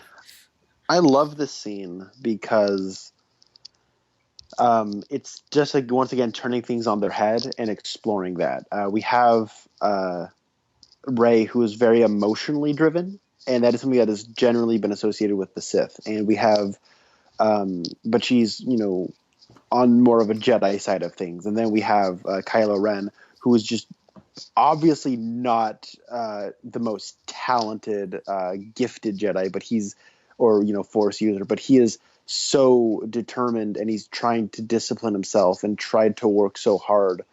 But he's also is pretty emotional guy just in general. But usually we associate that discipline with the Jedi. Mm-hmm. So it's a really interesting turning things on their head and watching him lash out against this, and like his faith has been denied, is very interesting. I'd be pretty interested if they have Rey have Kyle Katarn's philosophy, which is that there is a light and dark side, but each side is not necessarily inherently evil. It depends on the user itself. Right. That might end up, because I really hope she doesn't just become generically a Jedi. And I think that they're setting that up, that she isn't going to be a generic Jedi right up with this one, because that she is more emotionally driven than she is disciplined. Like by the end, Luke... Well, I guess by the end of Return of the Jedi, Luke does win because he is emotional. Yeah, but that discipline with Yoda and Obi-Wan does keep him from turning, though. Mm-hmm. Though at the same time, he does betray their orders to kill Vader. Here's the problem. Which apparently he will be... Apparently we got some... I don't know if it's a leak or something, but apparently Luke tells Rey that she has to kill Kylo, and she runs off. Let's avoid spoilers, because I'm not following. Oh, okay. Well, it's set photos, and I don't know how somebody who's across the bay could hear that, so it's probably fake. Bro. Oh, here's the problem. Unless the person has that tech that Bruce uses in Begins. He's just listening in from afar. I know I have the mental image of somebody just sitting on that cliffside with the Batman gear. Listening in. Also, so Daniel Craig. Yeah. I think it's fair to say everyone likes Daniel Craig. He's just so cool. Daniel Craig. Well, here's the problem, though. Rey Force powers. Oh, yeah, I'll get into this. Rey uses a mind trick, which... How does that work? Well, she was connected to Kylo mentally in the last scene she was in. Yeah, but it's not just pure strength. How would she know that she can mind trick, control somebody?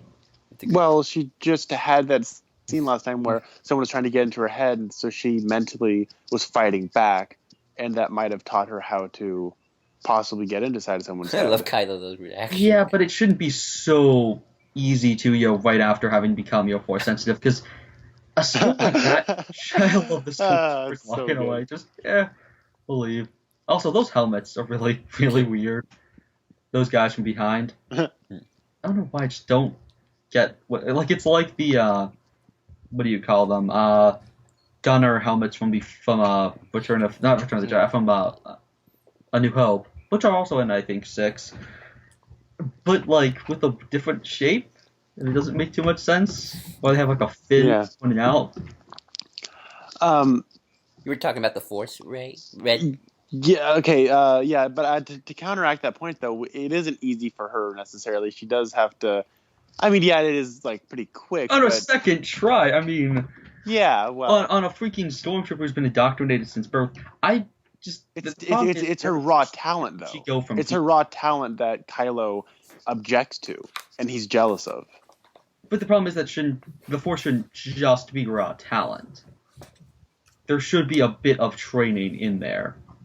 And that's what I think makes Rey so interesting, though, is that it's going to be weird. It's going to be really interesting seeing her train because she does probably have a bit of a hubris that she can do anything, and that is more of a Sith tactic. Oh, and look at it, it's a guy from Lost. Also, I just noticed this. Some of the people have the resistance or rebellion symbol. Yeah. Huh. I want to talk about, since they're talking about Starkiller Base, I'm going to take this moment to talk about why I really like Starkiller Base. Go ahead. So reading into the mythological allusions of the original Star Wars, that the first Death Star is the Cyclops. Just in its design alone, it's the Cyclops. It has the mouth and the eye, and the way it's always framed in the center, like the way it's always framed and the way it has an imposing gaze upon other planets, it is the Cyclops. And the way on a micro level we have the main characters of Luke, Leia, Han, Obi-Wan, R2-D2, and C-3PO running around inside that thing, constantly getting in danger, always having an obstacle in their way. And then on a macro level, we have it is the force that not the force, but it is a force that the Rebel Alliance is trying to overcome. And so the natural extension and the way escalation works, I've always been disappointed in the second Death Star. Mm-hmm. It's just and the thing is, in that first Star Wars movie, we were running around its hallways, we were in its trash compactor, we were in its hangars, we were in its some control rooms, we saw the tractor beam. We were in that movie. We're not in that movie. We were in that facility. It was a great way to almost make the Death Star feel like a character. Right. And blowing it up, there was more than just we blew up a Death Star. It is we destroyed this thing, this symbol of oppression. So the second Death Star, we see a hangar, we maybe see a hallway, and we see the Emperor's throne room, but that is like above the Death Star. And so it blowing up, it just felt like another Death Star. With Starkiller Base, it is that sense of escalation that we get here that we didn't get with the second Death Star. If the first Death Star was the Cyclops, this is like a Titan or a god. And I love how, continuing on the themes of religion, and we'll see this later with Han, but all religion is built on some form of sacrifice. Right. And watching them sacrificing sons to this Starkiller god, and the way they sacrifice planets with this like Starkiller god, it is such an interesting. And then when we watch Han Solo get stabbed by Ben, and he is, and that is Ben's turning point, and how he has sacrificed his own father on this altar to the Starkiller god. It is what connects the theme of faith in this movie, and I really like it. I also like your point about escalation because just how radical the First Order is compared to the old Empire. Like, the Death Star is a single laser beam, very technological, very precise. But the First Order is like this fiery beam they're gonna wipe if you don't agree with them, they will burn everything to the ground. They're not gonna blow things up. They freaking incinerate them. Exactly. Yeah, they're not just gonna blow up Earth. They're gonna blow up Mars and Venus and Jupiter and Saturn. Like, they're gonna take everything out. Right, because they're you just can't crazy. You can't just go to your neighboring planet. You got to get out of the solar system. And I like that part about escalation. My only problem is I just want to know how they built this thing. It's so. You know what? Maybe you're right. I just don't care. For me, the problem is that they destroy it. That too. You know what? That is a good point. I love the idea of Starkiller Base. I just really wish it was like a trilogy bad guy thing. I just wish they decommissioned it. And that's what I like in the theater. I was like, oh cool. Like when Poe like blows up, I was like, oh cool, it's not gonna explode, and then it explodes. And I'm like, damn it. I really wanted it to not just explode, because you can't just have every single thing, oh, you hit this, blow it up. Have it be that the First Order is so strong that you cut off. Oh, God. I love how you can see his armor shatter. I know. so good. I love that flat shot of the door opening and the stormtrooper standing there. It's perfect. Oh, this is great. But the badass shot of Phasma from the trailer ends in her Yeah. getting freaking tackled. I love that. I love Phasma because now I can say that Star Wars has a Chrome Trooper, and I love saying the word Chrome Trooper. It's so cool. Did we used to have Chrome Troopers, Red? That just sounds like something we would have. I don't think so. That's strange. I thought we would have Chrome Troopers. I don't know. I love the way Rey runs. Just something the way she always hunches over. And this is the classic. This is like the original Star Wars. We're inside Starkiller Base. We are watching the machinations of this religion play out. We are watching everything. Or lack of railings and everything. Yep. Yeah, exactly. It's like you could almost read into that as faith. They have faith that they're not going to fall over. Or that it's under commission, as Dan pointed out. Yeah. That's a good point. It's under construction. Oh, I love the one railing is under construction. So they're going to take it away. And that shot we saw of her hiding behind the door, it is such a great visual way of conveying her learning about the Force. And the way the Force is working in her head. The way the camera's moving and it's uncut. And the way it moves around and comes back to her. And then it'll go to another place and she'll walk to that place. And it's effective filmmaking and just the kind of energy and excitement. And the whole thing is exciting, but it's so smart. It's not just... I mean, it's people are excited about making this, but their excitement for making this movie isn't overtaking proper storytelling. See, this is why, Connor, I want to have you around every time I see somebody put on the forum say this film is soulless. Like, no, it's not. Exactly. How can you look at Han Solo's face in this scene and say it's joyless? The best is, yeah, there is. Think the make. I was talking with Matt, that Matt kid, a friend of mine. I was on Who Reviews the Reviewers with him, and he said this might be his favorite Star Wars movie after watching it like 7 or 8 times. Me and him actually geeked out about this movie for a good hour last time we talked. Just solid hour. Oh, I love these shots. Say what you will about the whole second Death Star and another Death Star thing. I just love the way it's all filmed. It's so cool. Yeah. It's bad for the Y-Wings. They have no loyalty. Though we will be getting a A-Wing, apparently. Yeah. Oh. Look. Though I get that we have the modified B-Wing, though. But I really still want B-Wings, or some modified version of them. Like a better version. It's actually a fighter. I just realized that they turned a B-Wing into a shuttle when... But do you guys hear me? Yeah, we can hear you. Yeah. Okay, yeah. I do find it funny that they turned a B-Wing into a shuttle when it's a plot point at one point that there is no room in a B-Wing for 2 people. To the point that like Leia has to be like crunched against Akbar at one point in a modified one. Oh, God. For like 5 hours, and she like hates the smell. I love the scene. And I thought they smelled bad on the outside or on the inside. It's like, oh god, whatever the line is. Akbar. Oh, God. She just comes out, she has salmon, and they're like, hey, what happened to Akbar? So we're getting up to this scene, but I probably want to talk about it now anyway. So in the script, which I've read, you know the scene, Connor, when Finn and Rey meet again? You know, when they find her? In the script, the way, and in some of the novelizations and those perspective books they've been writing, like, even though you see Rey, she's like really happy. But in the... Well, can you trust a perspective book that's written by somebody who wasn't connected with the film itself? Well, it's in the script as well.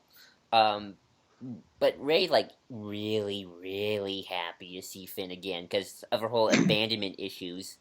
Like, somebody finally came back to see her again. Like, somebody came... Yeah, like, Luke, like, leaves for 5 minutes, like, to do the dishes or something in episode 8, and she's, like, all, like, pissed. Like, comes back, like, starts shooting people. How could you? I actually do want them to explore that, actually, a little bit. Yeah, that makes a lot of sense. I mean, it's really weird to me how bad of a manipulator Ben is, because he says, like, oh, you're a scavenger. I can get anything I want. Like, trying to appeal to her. It's like, wouldn't the better thing be nobody will ever leave you as being a Sith? Like, there's so many easy ways to go. That's actually something I would have done to turn to the dark side. Just have Snoke say, no one will ever leave you if you become a Sith. And then immediately she just stabs Han, and she's like, okay. Well, yeah, like, that's the thing I like about Kylo Ren is he's not a good talker. He's kind of an idiot. He's not an idiot. He just has communication issues. He's not socially and adept. He has people problems. Yeah, that's like, and so that's why I like him as a pawn of Snoke. Snoke can exploit that communication disconnect, that social disconnect he has. He can exploit that and take control of him in that way.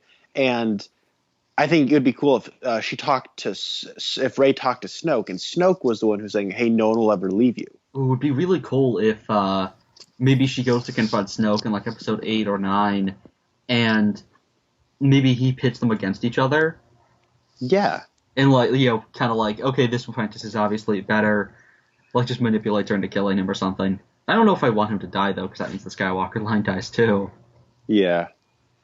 Unless Rey's a Skywalker. Yeah, that's true. Here's something interesting. God. Actually, there's something interesting. I was listening to a podcast about Episode 8 a while back, and they brought up something I'm not sure if you guys agree with, but and I don't know if it's the movie. Always have another kid. Well, in the thing about they brought up in something interesting that Kylo Ren may or may not, like, they're hinting that he might have like a form of autism. Like, I don't think they're gonna say that, but it's how they're playing it. That's interesting. I always like it when the actor will incorporate those kinds of things into their performances, and it doesn't feel like they're exploiting somebody else's disadvantage for their own success. Because Kylo Ren comes off of the guy who, like, I've met people like this. Like, I mean, they're there. They're not like completely, it's not like full mentally stable, but they have like kind of like awkward, communication skills they're not very good at. Yeah.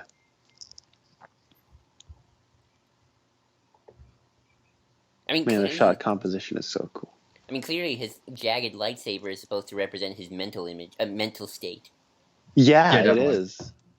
And he said that himself. Right. That the lightsaber's out of control, it can explode at any moment, like Kylo himself. And going back to his lightsaber and tying back into the religious themes, like, it's an inverted cross for a reason. Like, that's what it is. And it's kind of a connection between. I like the lightsabers as a connection between those mythological allusions and the religious symbolism. Right. Like, I don't think they're going to come out and say, yeah, Kylo Ren, he has autism. But the way he plays it, kind of that way. And here comes... I kept expecting his name to be Kyle. We expected. I kept expecting it to be Jason the entire time. That's how it was in the book. I do actually should have been Jason. Although I do love this line though when he just shouts Ben. I love it. Or since he's the Jason Solo analog, they name him after his sister Jaina. So Jason's wearing a hood. There's an interesting parallel to another Jason who wears a hood I know about. Also, Jason Todd. That's confusing. It's not a hood. Why do they call it a hood? I know. He should be red. Helmet. I guess helmet. To the original one, I guess it's like red. Helmet. Fishbowl. Red fishbowl. Also, here comes like probably the best scene in the movie. Probably the best use of lighting. Oh, God. Yeah. Yes. Oh my God, the lighting is it's one of those things where explaining it's redundant because you just get it visually, and that's what effective filmmaking is. Like, yeah, it's obvious, but it's really good. When I rewatched this last night, I was Star Wars. It's stunned. Never subtle. When I rewatched this last night, I was like, "Oh, I love this! Like, look at his face, half and half. I love it." Yeah, and I think I love subtlety as much as the next guy, but sometimes not being subtle is just as effective as being subtle. When has Star Wars been subtle? Yes. Yeah. So subtlety goes to die. Especially when you're like Wes Craven was one of the least subtle filmmakers in the world, or at least he was, but he still made extremely powerful and effective horror movies. I think, these kind of science fiction, fantasy, horror genre pieces are great ways to be expressive and, subvert subtlety. I really like that as a platform to tell those kinds of stories. Also, I really don't. I love the scene though. I don't like the fact that they played the pronoun game earlier. Pronoun game. Our son, like our son, Oh him. yeah, Like, yeah. yeah, they kind of do that. I love the way he whimpers. Like that's Hmm. Ben finally comes through. This has led to one of my favorite memes on the internet. The dad joke on Oh, yeah, I'm being I'm torn apart. high Hello, being being torn torn. apart. I'm dad. I Man, I remember when this scene was happening, I realized he was gonna die right about now, and I I just got really like scared. I was like, no, please don't kill him. And then I was thinking about it, and I was thinking, no, it makes sense. It would be very smart on a storytelling level to do this. And I remember when he died, and I was thinking back to how much I loved Han Solo as a kid, and then um, I was thinking about just how happy I was to be alive, to be watching a Star Wars movie and absolutely loving it, and I actually started crying in the theater. Like that never happens. So I love how love Ben's this. face completely changes at this moment. remember the theory a while back that people said Han Solo actually activated the lightsaber. Because there's like this whole prevailing theory that Kylo could still be the good guy at the end. He's evil. I It know. needs to be him being evil. This is him solidifying his Yeah. sacrifice. We've Mhm. seen him not kill with his affiliation to the First Order, but now he's killing his familial bond. Right. I Oh, do and that like the brush idea across. of him giving his dad the lightsaber, telling him to kill him, I love this scene where he just and then of course him, activating himself and killing Han. forgiveness. Off to do Indiana Jones. It's just like he'll be losing his helmet then in Episode 8. Huh. Because we don't see him with it at the end, and Starkiller Base explodes. I Oh, love that's Hux true. took a detour to find the helmet. Hey, I found this. Wear it now.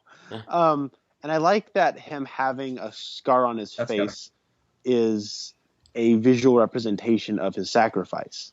It's a mark that's always going to be with him. And a parallel to Anakin. Yeah. Although I think this is much more effective than Anakin because he just has a scar because Anakin. Well, it's Anakin. Because war. Well, again, it's Anakin Skywalker. The guy kind of, needs something more to whine about. Yeah. Look at my face. Oh, just War, huh? What Don't is push it it. good for? Getting Episode- scars on your face, apparently.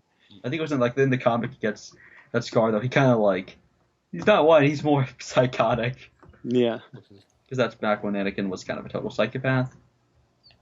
I mean, close. Back They actually made it well because in TCW they make it a lot more like it almost in TCW they actually do a good thing with visually. It's never really talked about, but it kind of distinguishes him more. Like it almost makes him seem a little bit older, more than just random scar. I mean, like Yeah. that character doesn't look as much like Hayden Christensen. He almost looks a little bit more like Sebastian Shaw, a little bit in the face. Did you hear I about? didn't know Kevin Bacon was in these movies. I'm sorry, it was too easy. What I really like about this scene is this whole this whole lightsaber fight was they actually filmed this scene using light up lightsabers because they wanted to get the lighting on their face just right. I heard about that. They just got the toys. Yeah, they got toys. Like, how awesome is that? You're on a set fighting with lightsaber toys. It's amazing. I want that job. And look at oh my god, the lighting, the blue on the snow and the red and the contrast with the black. Like, it's so amazing.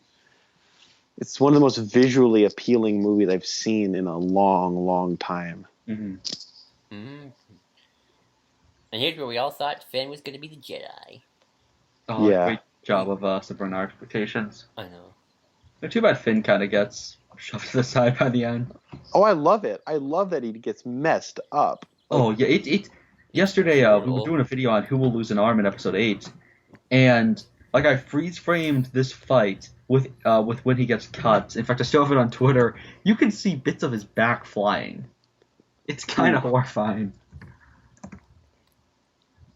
Oh, I love just how aesthetically, just the blue and red and the blacks and it's so beautiful. I know. I love the way the eye, and you can see it in the eyes too when they get to close-ups. Just Oh yeah, and I love like when they start cutting down trees. Like this feels like a lightsaber fight. Oh yeah! Whoa! I saw the back flying. Oh yeah, it's kind of horrifying. This is my favorite moment in the movie. Oh yeah. If Han's death was my favorite scene, this is the best moment. I remember when this is happening. I'm like, Luke's gonna show up. Luke's gonna show up. I know. And when this happened, it was perfect. Be fair. This was epic.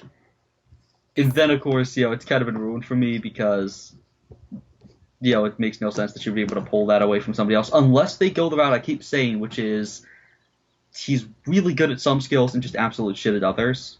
Yeah. Which I really like that idea of somebody who, only specializes in certain techniques to the point that he kind of part of his fanaticism. He's fanatic about, he's taking techniques that Vader had, like Force Stun and Tutor Menace, but then he completely is, just a wimp on a lot of other skills. Yeah. Like maybe even he has no force wall, because the whole thing is you can't pull a lightsaber away from somebody else when they're connected to it because of a force wall that they put up mentally. I think it'd be a really cool idea if he's missing that vitally important thing to being a Jedi or being a force user, because he's just such kind of an out of control psycho that he doesn't have any defensive. And I like Kylo Ren as this person who's just mentally prepared, but just doesn't have the physical capacity. Like, you know what I mean? Like, he knows how to he's very by the book. He has all the book smarts. He just doesn't have the street smarts. Yeah, and probably also, loses it in the fights themselves. And that makes a lot of sense. Like the moment his skills start to falter on him, he completely falls apart. Because it just gets way too high stress for him. Mm-hmm. It's like when you're studying for a test and you're preparing the vocabulary terms with flashcards, and then that word didn't appear on the flashcards. What do I do? Yeah, or like maybe that's me during a test. Yeah, or it's like you know the words, but you don't know how to use them in a sentence. It's like that kind of a thing. Right. Plus, Kylo Ren isn't that physically intimidating compared to Darth Vader, who's all about intimidation just by. Well, beyond the suit, Vader isn't either. That's true. He's kind of a. I don't know. He's a bit of a cyborg killing machine. It's pretty physically imposing. Well, yeah, that's true. Well, yeah. I mean, he's just old. He's a really pale old dude. Yeah, and of course that's what's great about Ben is he, at least Vader. That's part of who he is. The Vader personality is a physical part of Anakin Skywalker. Right. Well, with Ben, it's just a mask he puts on. It can be removed. Yeah. Like, completely taken away. Which, of course, the scar, like you were saying, is now it's part of him. I like how this shot is reminiscent of when they're in the forest earlier. Mm. I just realized they kind of do the future is clouded thing by the fact that, he had a mask in that shot, but then now he doesn't. Yeah. This might be one of my favorite lightsaber fights. It's so emotionally driven. It's very visceral in how it's made. The music, the way it's lit. It's so powerful. It's powerful filmmaking. And it was when this was happening that I realized I loved this movie and I loved these characters. I think this is actually one of my favorite parts, my second favorite part of the movie. I just love this. I love just how little finesse there is to their fight. Like, they're just railing on each other. The lack of choreography is why I love it. It's very reminiscent of the Luke versus Vader scene, but from Return of the Jedi. But without the skill of Vader. Right, and both it's like exactly. It's like the two emotional Lukes, two sides of the. They're like the same, but they're on the different sides. It's like Kylo could so easily be Rey, and Rey could so easily be Kylo. And in a lot of ways, she could be what he wants to be, and he kind of is the opposite. Because not only is she going to be Luke's student, but also she seems to be more in tune with the dark side than he is. Look at how that's what. Like, look at how freaking pissed she looks. In fact, people have paralleled Anakin pacing around Obi-Wan in Episode 3 and her pacing around Ben, and they look really similar. Like, she looks freaking. Like, I fully believe that she's slipping into the dark side right here. And I always thought she cut off a leg. I always thought that. Oh yeah, it looks like that. And it's just a cape. It's weird. This is the scene. And that's where she is just from the beginning a very emotional person, which is always tied to the dark side. I just want to see her use, black Sith robes in episode 8 or 9. Me too. And this scene right here, the whole arm thing, they compared that. I show you that comparison, right, Red? Yeah. Okay. But that was the Hamlet thing. All right.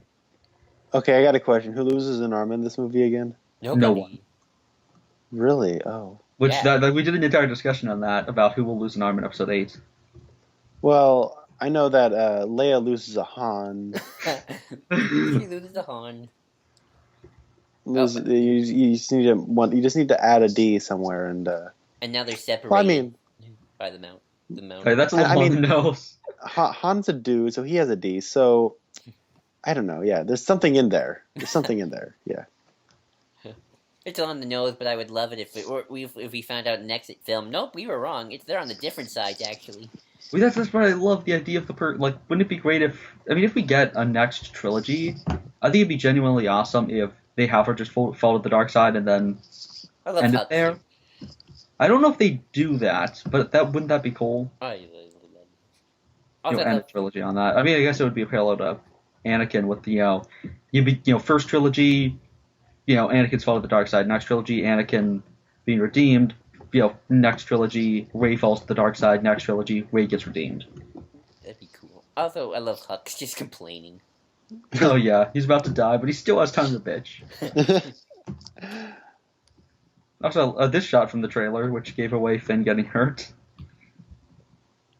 Everyone thought it was Chewbacca, though. I always thought it was Han. Well, people found out that crease on the shoulder, so everyone was like, "Oh, it's jacket stuff." Also, I love the fact that he just had a back injury, and they're holding him like that. Like his back is gone. His entire spine is just nowhere anymore. I love this explosion. I don't like that Starkiller base gets blown up, but it's probably the best looking explosion. No, not Starkiller base. It's probably the best looking explosion in Star Wars. It's an implosion. Look at that. Oh, it's beautiful. Eat your heart out, Krypton. This is how a real planet blows up. Or Vulcan. Look at it. Like the crust just assimilates. I love how it turns into. It resembles like a sun, like the suns that they're sacrificing to it. Actually, I always thought that was the sun that they injected into it. Just somehow it managed to survive. Yay! Zip, zip, zip, zip. It's fun if the X-Wings are able to go into hyperspace, even though some of them were damaged. It's crazy. This movie's been on for 2 hours, but it feels like an hour and 10 minutes.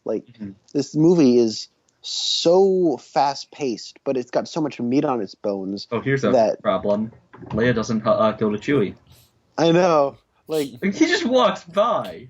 It almost looks like he's approaching and realizes, oh, she's not giving me eye contact. I should probably just walk. Poor Chewie. She's still species. Chewie just lost his best friend, and Leia lost the father of her son.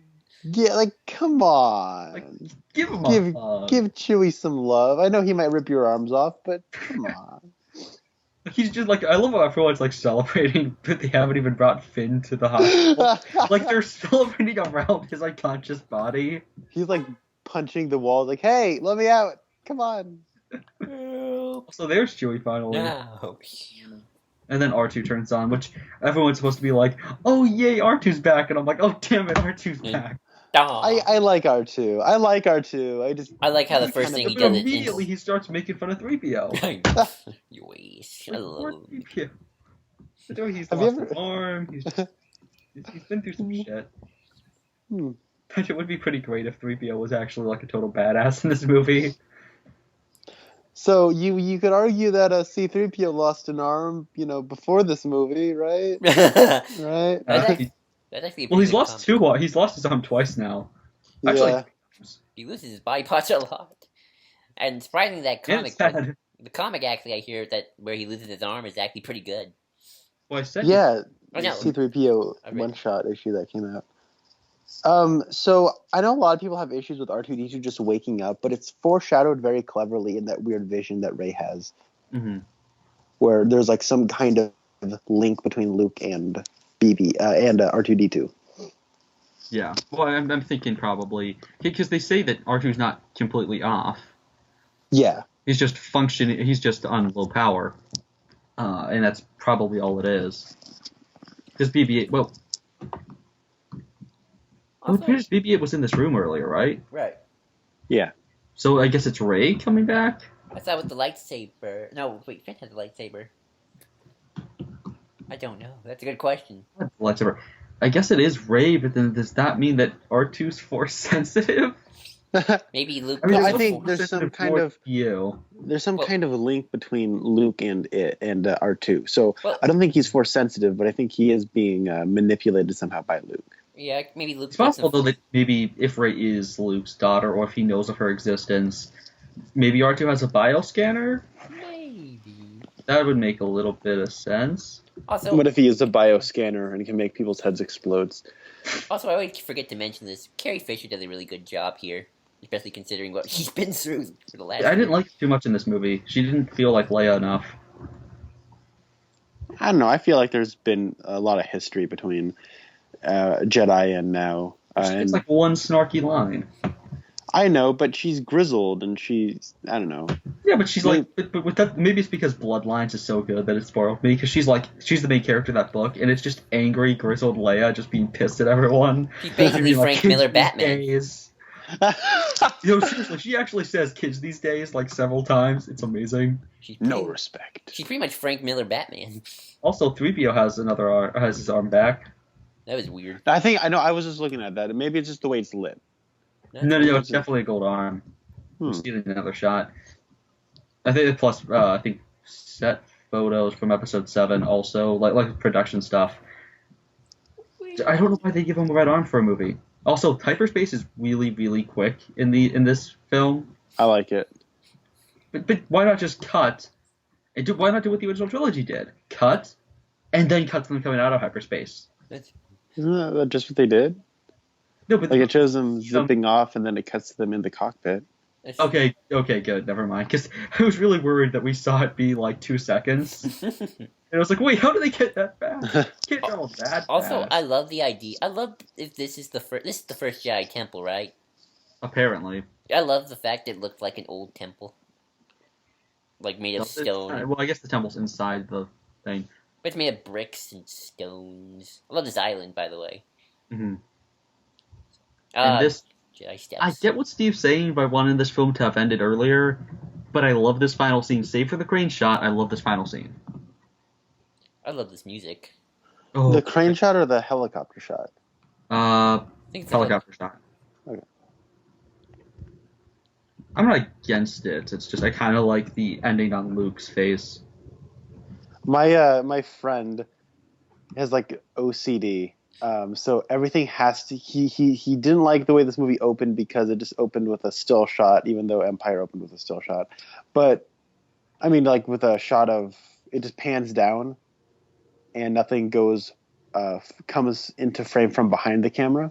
Mm. Like what happened in Empire, and he goes whatever. Uh, But every actually, single both movie, middle films, because we also open episode 2 with that. I just realized that. and Maybe then that's in, what they open episode 8. maybe, and then like he doesn't like the way this movie ends because Tombstone. no other Star Wars movie ends on every single other Star Wars movie ends on a still shot, and this one doesn't. That's something I genuinely wish did happen. Though I guess it would give away too much, because it's always a family portrait. Yeah, that's true. Then again, you could say the same thing about Luke and Leia in episode 5, because we didn't know that yet. It's true. Also, That was the first clue. I love this scene right here. Also, yeah, him taking off the hood's great. And the music. Oh, and him not having the hand, or having his hand ripped off, I miss like the the fake skin, but yeah. which was set up earlier. I know it is, but I just miss it. I love them playing the traditional Star Wars music right here, Luke's theme. And of course the Imperial March for a few seconds, Oh yeah, that is true. which I love that because that's that's a part of who he is and everything. Also, the grave, which again it should have ended on this shot right here of him looking just so sad and disheveled, and It's gonna be so much fun to see Mark Hamill play a good guy again after so many years. well, he's probably a very apathetic good guy, to be fair. Yeah, Oh, I at love least this it's a good movie. guy. He's not I laughing. love this movie. It's so good. Yay! Wow, that was quick. I know. This movie just rushes by. And that ending has given us very lonely Luke, which is one of the funniest things. And emo Kylo Ren. I love emo Kylo Ren. So, Yeah. final thoughts, Connor? Red? This movie's awesome. I love it. Yay! Red, do you want to go again or what? You were quiet. I think this movie still is where it was before in my ranking and everything, which is right after Empire. Though episode 4 is still really close on that, but Wonder why. I'm just joking. I'm joking.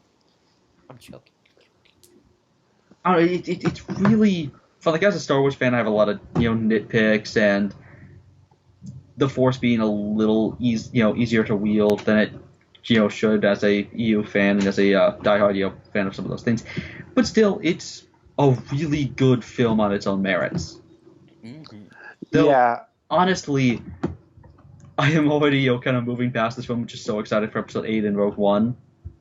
I can't wait for Rogue One. To be fair, I've only been. I think this film is beginning. It's really good at getting me excited, but then I just can't. I am already in love with Episode 8 from just the stuff we know so far.